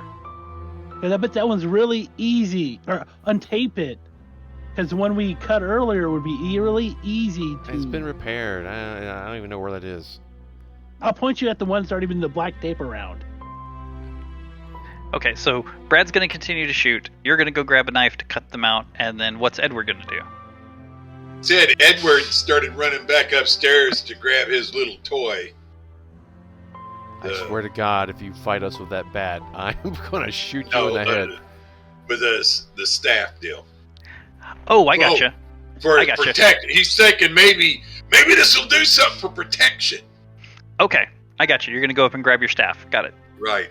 I had temporarily forgotten about that. Sounds good. All right, you run upstairs. You go grab that. If nothing more, I'm going to use it as a club. Sure. So that'll take you just a couple minutes. You start, Chris. You start preparing like the cutter with a bunch of like tape and like making sure that you're grounded and doing those things. Clark, you give me another 4 rolls to try to shoot another painting. But I'm really close this time. Give me another 4 rolls to sever a painting. If you want to do it with 1 bullet, you can always spend more bullets. And then Randy, you grab a knife, and you're gonna run up to one of the paintings and you're gonna holding a knife make contact with the painting. Am I hearing you correctly? I am going to toss the knife at the painting first once. If the knife, like it did at the windows. Mm-hmm. If it bounces off, then I'm gonna try cutting at the window. It's made mostly of metal, so it sticks to it like it's been magnetized. Now what? I touched the knife with my finger. I'm gonna need a roll. Oh, shit. I was only kidding. 44. Do we have one 40 already? Yes, We we did. do. Yeah. All right, so you go to touch the Loading knife. knife.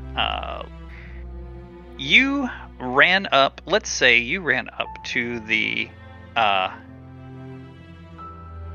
see, which one? The punk girl. You would have run up to the punk girl. Okay, that sounds good. As you run up to the punk girl and you go to touch the knife, and as you do that, you see like some mist coalesce, and she, the ghostly vision of her starts coming through the painting, and her hand just like lightning flash reaches out, grabs your hand by the wrist. She pulls it to her shoulder where like the biggest of her spikes on her shoulders are. Slams your hand onto it, and then jerks her head to the side and like uses her, with one wrist she's holding your hand on the spike, and then with her head she just smashes and drives 2 of these ghostly leather jacket spikes through your hand, and your hand just becomes as cold, colder than you've ever felt, and she's just holding it there, and your hand is just burning cold as it's being impaled on these leather jacket spikes. And after a couple of seconds, she straightens up her hand, and you can like pull your hand away, and you can like start to see like frost on your hand, and it's like the holes where you've got complete holes in your hand where the spikes went in, and they're now black, like a frostbite, and your hand is just super, super cold, and she only comes out to about her torso, and you can see her hands kind of like trying to grab a hold of you, and you just draw your hand back. And that's 1 point off of Randall. Wow. I only have 2 hit points. I only have 1. Yep. All right. And Clark, how are we doing on that next painting? I totally made them all. I don't think you did. Oh. My belief... Oh, well, if you made another 4, it looks like all 4 of those match. They match the previous 4.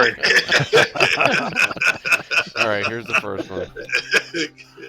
66. I think that's good. That's good. Oh. 22 is a match. Yeah. Do you want to continue or do you want to stop? Well, I want to continue. Okay.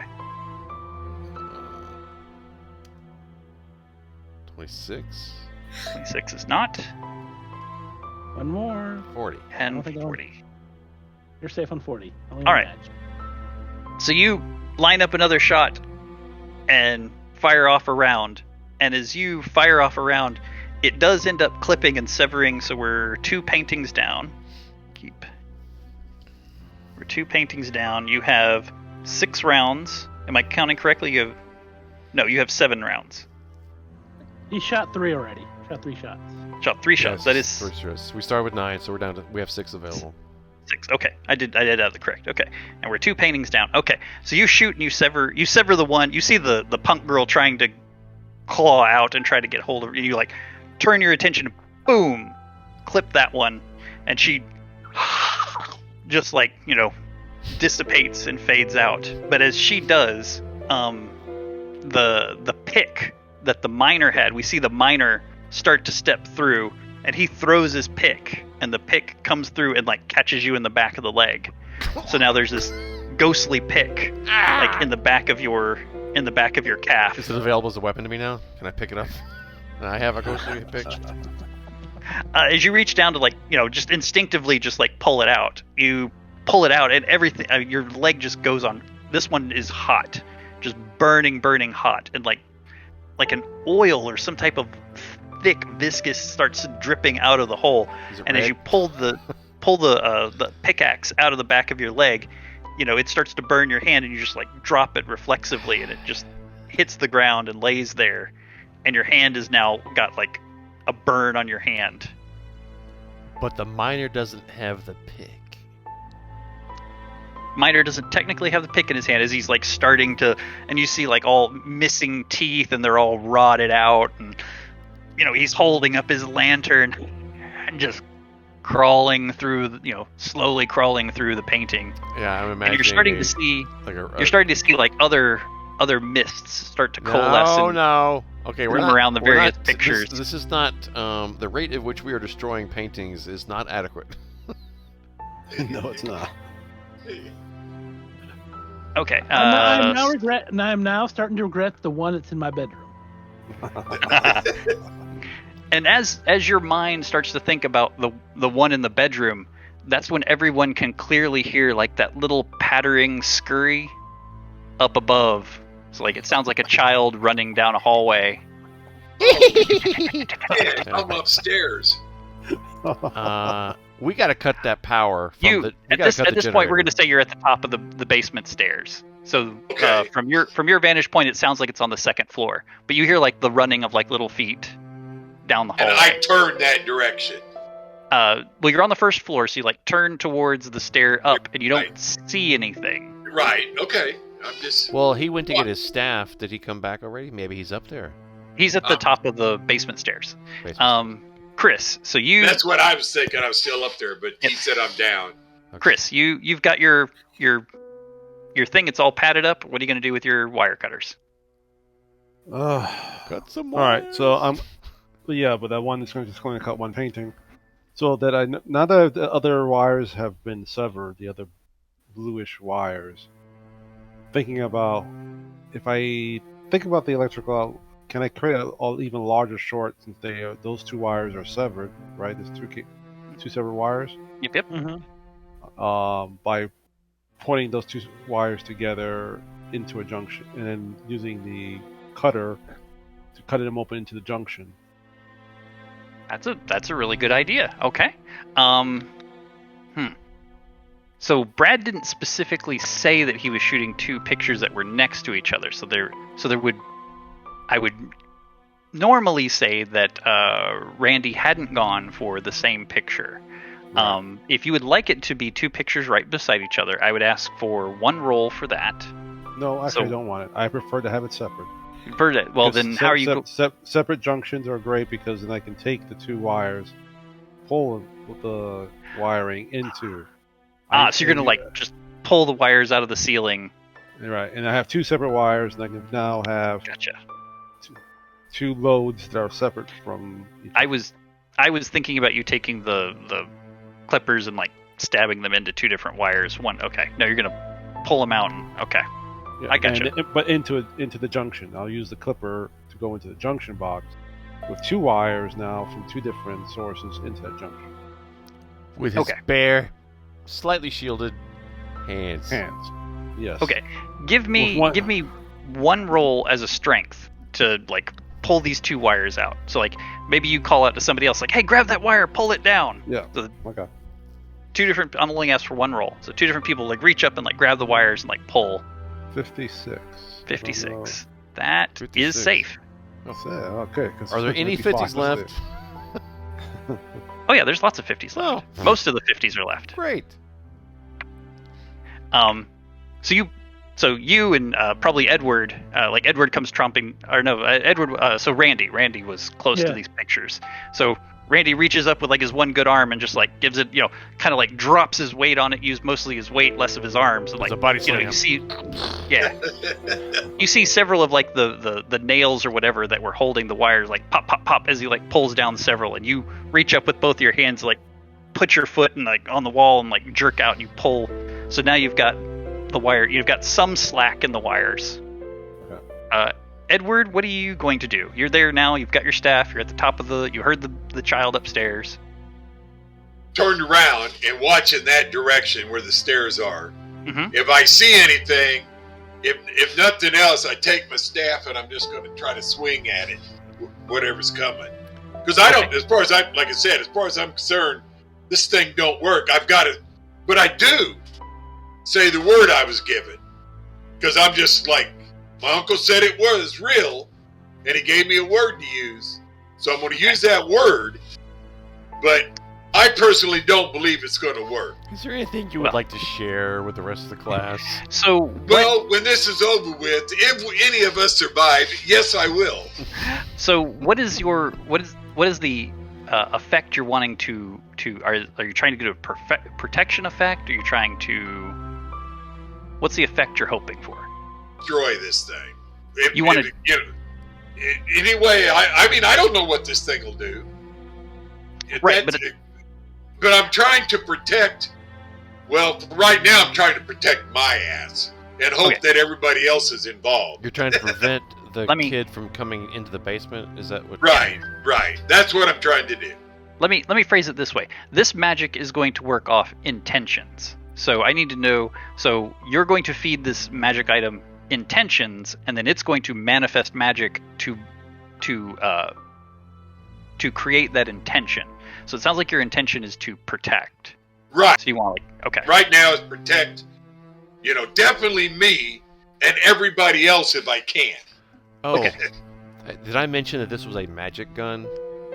A detail I may have left off. A magic ghost killing gun. Magic? What the hell? Okay, here we go. If you want your staff to protect you, I'll ask for one roll. If you want it to protect everybody, I'll ask for 3 rolls. Oh hell, I gotta go. Everybody else is doing it. I've got to go for 3. Shit. Go for 3. Okay. So you start saying the word, and as you say the word, you feel the staff kind of warm up a little bit, but it's like very low warm, and you like crazier things about you. Say the words again, and it gets a little warmer, and then there starts to be kind of you can feel kind of an electric hum around it. You say it again, and it starts to bring on like a rose-colored light. You say it again, and that rose-colored light starts to intensify and starts to spread outward What are you saying? from the staff. Yeah, what word is he saying? Yeah. I forget if he told me what word. Silk skin. Rumpelstiltskin? Is that what you said? Yes. Yeah, Rumpelstiltskin. Hey, it was my favorite uncle. What can I say? That was what he told me. Rumpelstiltskin. All right. Yeah. There's one. So he's going Rumpelstiltskin. Oh, Rumpelstiltskin. 75 is the match? Rumpelstiltskin. He's going to do it. Uh-oh. That's one. Yeah. Okay, that's one match for you. Do you want to stop at one? One protects you, 3 protects everybody. Oh, come on. No, I said 3. I'm Okay. going to do 3. But if you- I you- die, I die. Okay. I'll die protecting everyone. Okay. A noble sacrifice. Yes, almost a noble sacrifice. Yeah. Well, But if you wanted. I'm not going to do the noble. Okay. That's it's different mechanic. Okay, so we got Okay. one for 75. Yeah, no. I'm going to try the 3 rolls. Okay, got one. It can turn into a noble sacrifice, but We'll see. right. Okay. So /roll.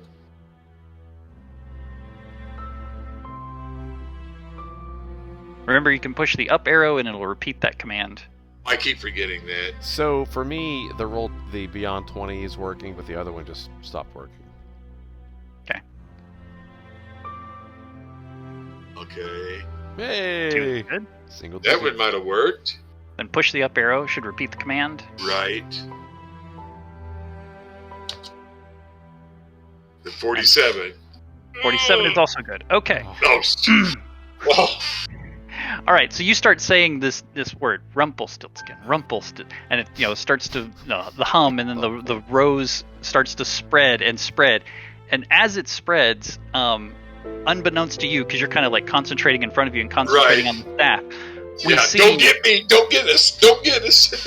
We see from the ceiling above you that little boy that had drowned in the bathtub. We see like that black water just kind of like around his waist and just kind of like dripping through the ceiling, and the water is like carrying him down, and he's flowing down, and we see his hands reach out, and just as that rose glow is starting to come up over your shoulders or whatnot, his little fingers like grab the top of your head, and like he digs 4, what would it be, 8, it'd be 8 furrows, as all 8 of his fingers, not his thumbs, like rake across the top of your scalp, and so these 8 deep furrows cross over and that's when the rose light like snaps into place over you, and he's like forced back, and we see him just kind of like the water bubbles back and roils back, and we see it roil back, and that's when you're looking up and you're looking through this rose haze, and it's spilling down the steps, and each one of you kind of gets this like rose colored bubble of light come around each one of you, and you've got you're starting to feel like warm blood start to trickle down your nose and past your cheeks and everything, as these like you've got these 8 grooves going 4 one way and 4 the other way. Head now. Give that thing a whack. All right. Who has been waiting the longest to do something? I don't even know who it is. Probably Randy. Randy or Randy, yeah. I stabbed the picture. What has Brad? Yeah, I Mark think done? Randy, you're up. It's been the stabbed the longest. picture. that you've done It was something. Randy is the Yeah, first that one. sounds good. Okay. I see all this shit going on. The 2 guys are dead that got hung by the hangman, I guess. Yeah, they're like crumpled behind the desk, behind the monitor desk. Your hand that had like the super cold frost, it's starting to warm up a little bit with this rose light that's coming around you. It's starting to warm up. You've still got holes in your hand. It still hurts, but it's starting to warm up a little bit. Like it's starting to feel better, and so for good or for ill. I try to find something to wrap my hand with, some type of material, just in case it starts. You got a shirt. You can rip your shirt and. Oh yeah. You see him rip it. Yeah. pull his shirt off, wrap his hand up. Hulkamania. I'll start looking around the computer, the where all the monitor stuff. See if there's anything that'd be useful over there. And their stuff. I didn't intend there to be anything useful. What would you like to find, or is there something? A schematic. Off switch would be nice. Wiring schematic. You'd like to find a wiring schematic? Yeah, of all the wires in the house. Okay. So that... I think so. He can tell Chris exactly where to put the power lines to short this out. A wiring schematic, a modified showing how they wired the one up in the room upstairs. Ah, okay. So I hadn't intended for that to exist. So this is negotiating for something that could exist, but I hadn't intended. I would, let's see. Thinking. I'm gonna ask for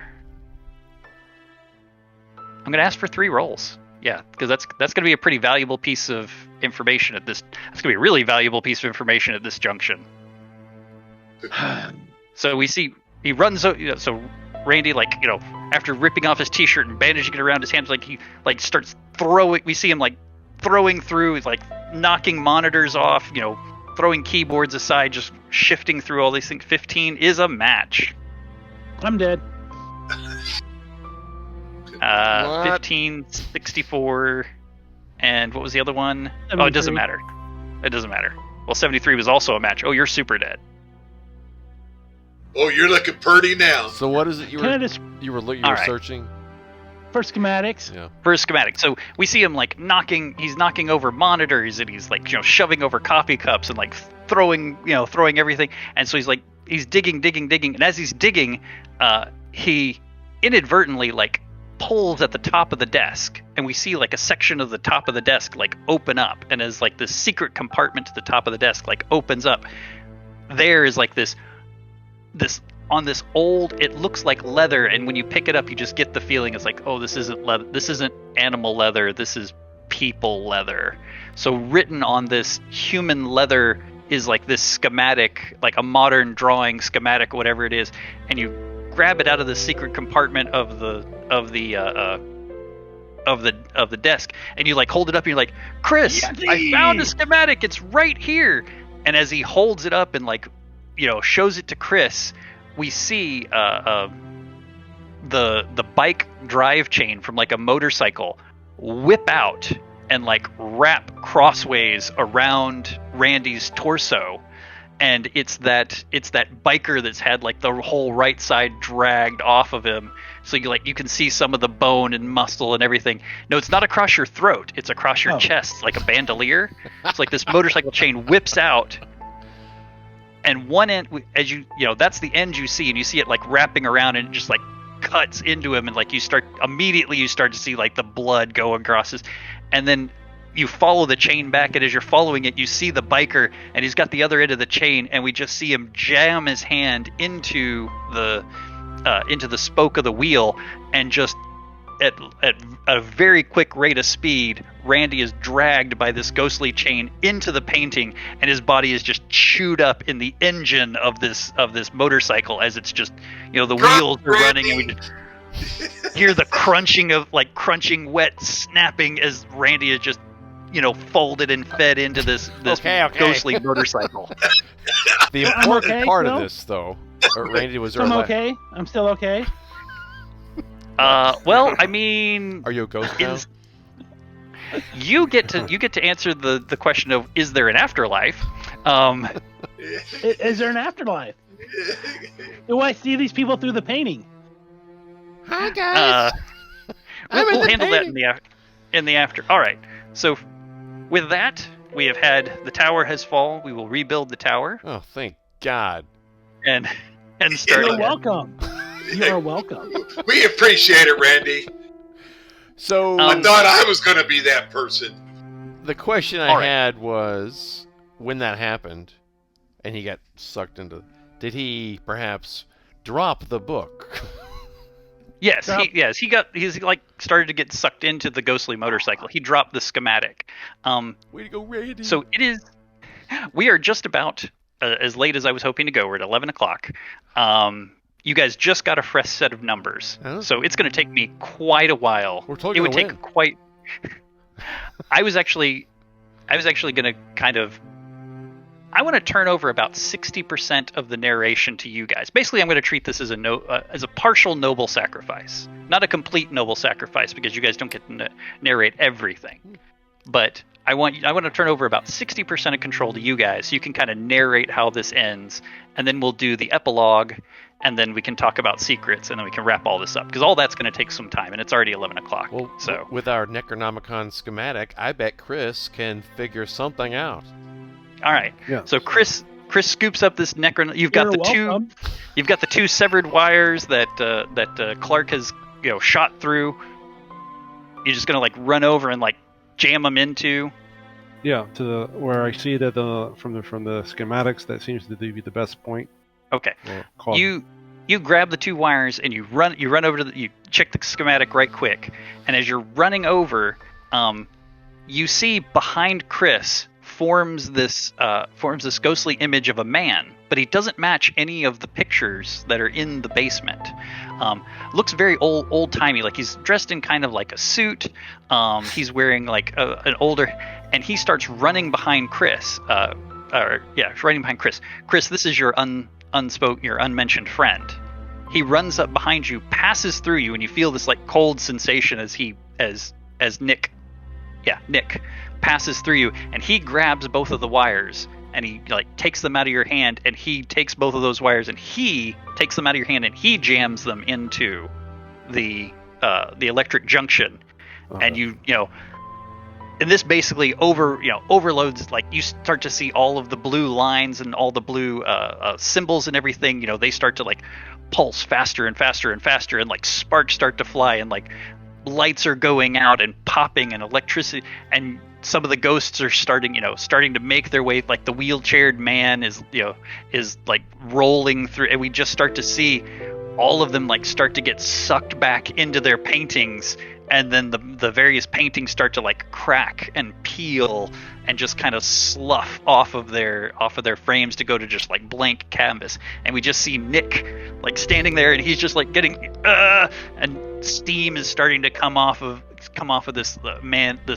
You basically just see the back of him, like steam is starting to come off of him, and like what would be like his ghostly skin starts to like peel off of him, and then we just see like a skeleton standing there holding the two wires into the junction box, and then the ghostly skeleton starts to black and char and then kind of break, and as it breaks, like all the lights go out in the basement.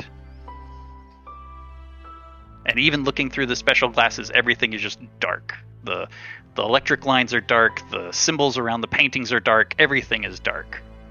So they see the same thing I do. Kind of. I yelled down, "You guys okay?" Oh, I guess I apologize. It's not completely dark. I forgot about the protection magic. So Will that do anything with the creature, the guy grabbing me? That's a fair question. Nope, Oh, okay. because you knocked the tower over, so it had to fail for you. Yeah, there had to be a consequence. I was thinking the same thing earlier, but I'm right. like, So wait a minute. It didn't go Okay. completely dark, but you've got this like dim light red, light pink glow as like kind of around you in like a globe and like a bubble. So you can kind of still see everything in the basement. It's just kind of in this dim rose, this dim pink light. Grabbing that book and saying, "Let's get out of here." The schematic? I'm going to just I call don't it the know a book. Necronomicon. I don't know what it is. Oh, sure. It's just a single page. It's a single page on human leather, on human skin. Okay. Grabbing it. Grabbing it? Okay. And heading up the I stairs? found it. Did you guys hear that? Yeah. Okay.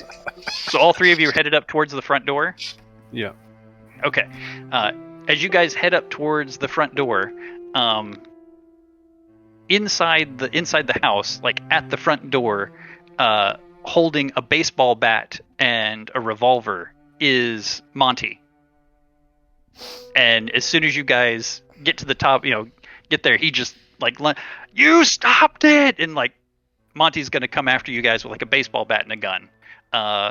Chris, Chris, you kind of got to narrate that, so I'll leave this to either Clark or Edward. How do you two together, or how do you guys stop Monty from attacking you guys with the gun and the bat? I try to, in my head, I'm thinking, well, this thing, electricity.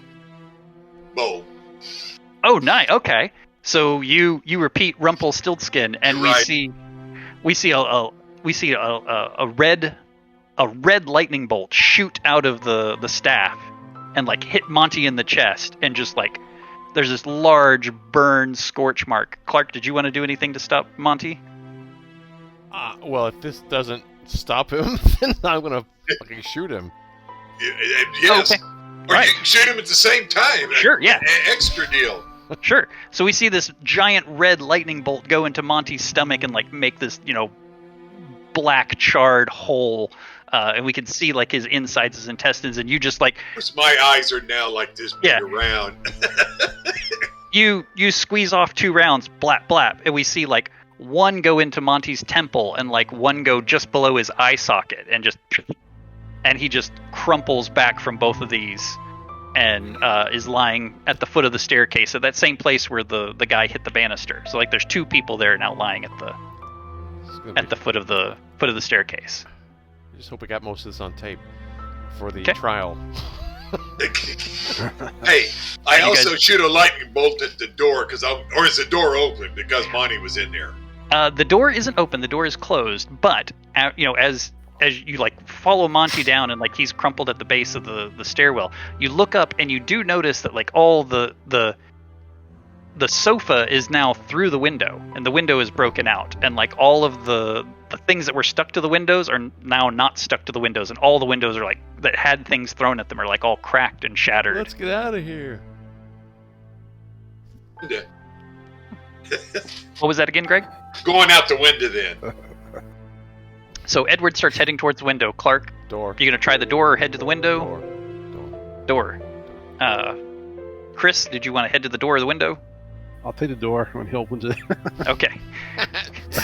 Clark and Chris go over to the door. Open up the door. Door just opens normally, and you're able to rush out. And you hear the engine that is in the trailer. It's like starting to sputter and like and slow down. Edward runs over to the window and just like jumps out the window and like lands on the couch.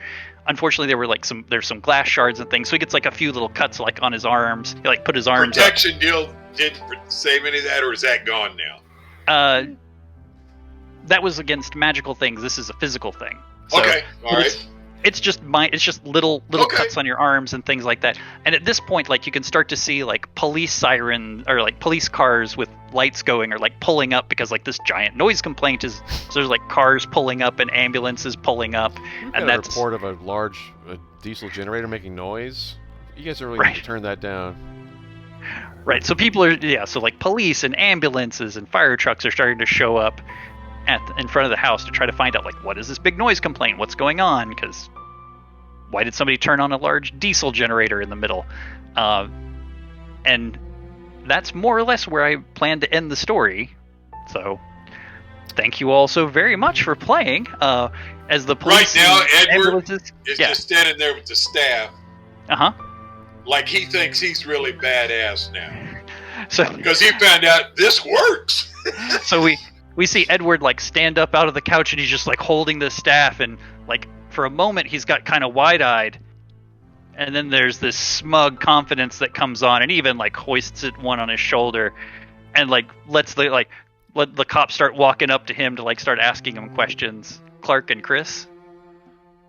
I'm Oh. saving my input for the after credits scene, so just Okay. hold that thought. Yeah. Okay. Randy Chris, do you have anything else like to add this. to our ending scene? Yeah, I'm just wondering, we're gonna have to now change party venue. Definitely gonna have to change party venue. And with that, like the camera will like fade out, and we'll start to see like the cops, coming in, start to pan up in that like helicopter kind of view as we see like various EMS and responses, and they start, police start coming up to you and like asking questions and like shining flashlights into the house to try to see what's going on. And that's when the credits will start to roll. and we've concluded our story. So again, thank you guys so much for playing. I hope you enjoyed it. We ran a Is there little like bit a- longer than I was hoping, but not too much. Had a good time. Is there like a after... posting? Go ahead. Is there like a posting credit where you see Randy, ghost pops out of Randy's face? Oh, sure. Yeah, there's a painting. There's a painting now of Randy doing like a wrestling move. Like, okay.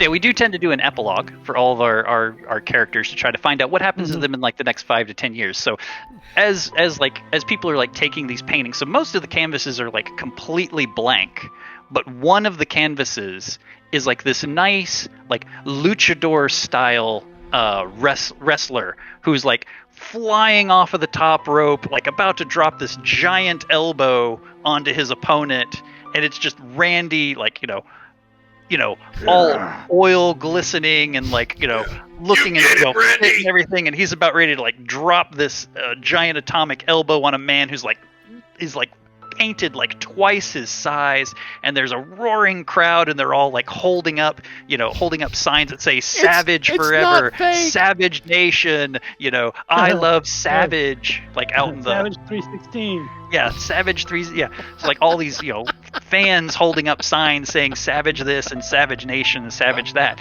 But if one were to put their glasses on, and like look at the painting, instead of it being like this bright luchador, it'd go to those dark tones and things like that. And instead of him like dropping an elbow on another wrestler, it's another wrestler on the top rope like throwing him down, and he's throwing Randy down as Randy's like looking broken and bruised and beaten, and he's like throwing him down into like a wood chipper. So like the ring is not a ring, it's a opening the size of a wood chipper.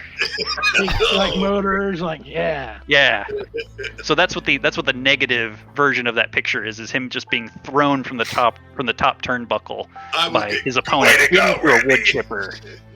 Gracious, thanks alive. All right. And so what is our epilogue for our various characters? Would anybody like to go first? So what do you see happening in your character's life in the next 5 to 10 years because of this experience? I'm gonna go. I'm Dresden. Okay, Clark. Go ahead, Clark. I get the note back somehow, and I got the book or the sheet, whatever it is, and I am going to work my contacts in the literature department and history department and whatever, and I bet that with Chris's help, if he's interested, we could figure out what all this is actually about, and then have some knowledge and satisfaction as to what this puzzle, what actually was going on here, right? Because what was the purpose behind all this, and what was that letter that, or if it was a letter, to Monty, and who was Monty, and what was he involved in that we ruined, and that puzzle is what I want to solve. So you start diving into books and like asking questions, like asking the literature department and like looking into these things and like going through old tomes and like hunting down myths and things like that. And this leads you to various like libraries like across the nation, and then you have to expand throughout the country, and then you have to expand and you go throughout the continent, and you're searching a library in like South America somewhere, and somebody like at this point, like we see Clark with like a long shaggy beard. He's looking like shirt isn't in good repair. He's looking like he hasn't showered, hadn't had a good bath or a good meal in quite some time, looking a little bit homeless. And we just see like a couple of police officers like step up behind you, and they just like pick you up and escort you out of the library. And they end up taking you to a hospital. But you're instead of like a normal hospital, like one of the doctors comes in, and the doctor is like this. If you've seen like Shaolin monks and things like that, so like that Shaolin monk kind of person, that nationality, but he's wearing a white lab coat, and he ends up saying, "I can help you understand," and he breaks you out of the hospital and takes you away and takes you back to a temple and shows you various records and teaches you that it was much like most astrologers study the positive 12 zodiac symbols, there are negative zodiac symbols. There's like the devil's zodiac. And through your research, you find out that these 13 ghosts are the 13 symbols of the devil's zodiac. And by studying what you brought back from Monty, he was trying to harness the power of the the devil's zodiac to create an immortality engine so that he could live forever. Shit. Sorry, Monty. And sorry, Randy. And at that point, you're inducted into their order, and you now are put in charge of dividing up this information and hiding it again. So the rest of your days are spent dividing up this information, dividing up this research, and planting it in various spaces. So you travel to China and plant some there. You travel to Canada, plant some there. You travel to the Amazon and except some of it doesn't burn. Some of it just can't be erased. So we see you spending the rest of your life depositing this information, trying to break it back up, so no one will hopefully find it again. All right. I think Edward is chomping at the bit. No, I was going to say basically because I now know that this staff undoubtedly is real. Mm-hmm. Okay, so I don't know if my uncle's dead or not, but basically I try to start finding out writings and all this kind of stuff, more about this staff and magic and all this kind of, because now I'm a believer. I believe in ghosts and I believe now in magic. So I spend become a Dresden or whatever. Okay. Dresden, and working with the supernatural, working with, trying to find out more and more information about magic and all that kind of stuff and learning spells and, so forget school. I'm making my money over here now. Sure. So forget football and all that. You're the only wizard in the phone book in Lawrence. Right. There you go. So we start to see Edward, and he starts to travel, and he starts to use the staff and learn, and he's learning from shamans, and he's learning from magicians, and he's some actual stage magicians turn out to be using literal magic. So he studies under stage magicians who do literal magic, shamans in South Africa, Chinese mystics, and things like that. And he goes around, and I see not Chris, but Clark. I probably pass him off and on, when I'm doing it. And occasionally you guys band together to accomplish certain tasks and take out things and help each other. Yeah, you form a little bit of a working relationship and come a connection. As the years go on, do you think Edward would have do you want him to go out as a hero, or do you want him to become a monster? He's definitely a hero. He's got to be. Okay. Like I said, he's got to be a Dresden. He helps other people, but he learns as much as he can, but he wants to help people. And that was always Edward's, Sure. He was never rich, but, now he can help everybody. Many people who set out to help people instead become the monsters that they wish to slay. Well, and that's why I asked. No, that's fine.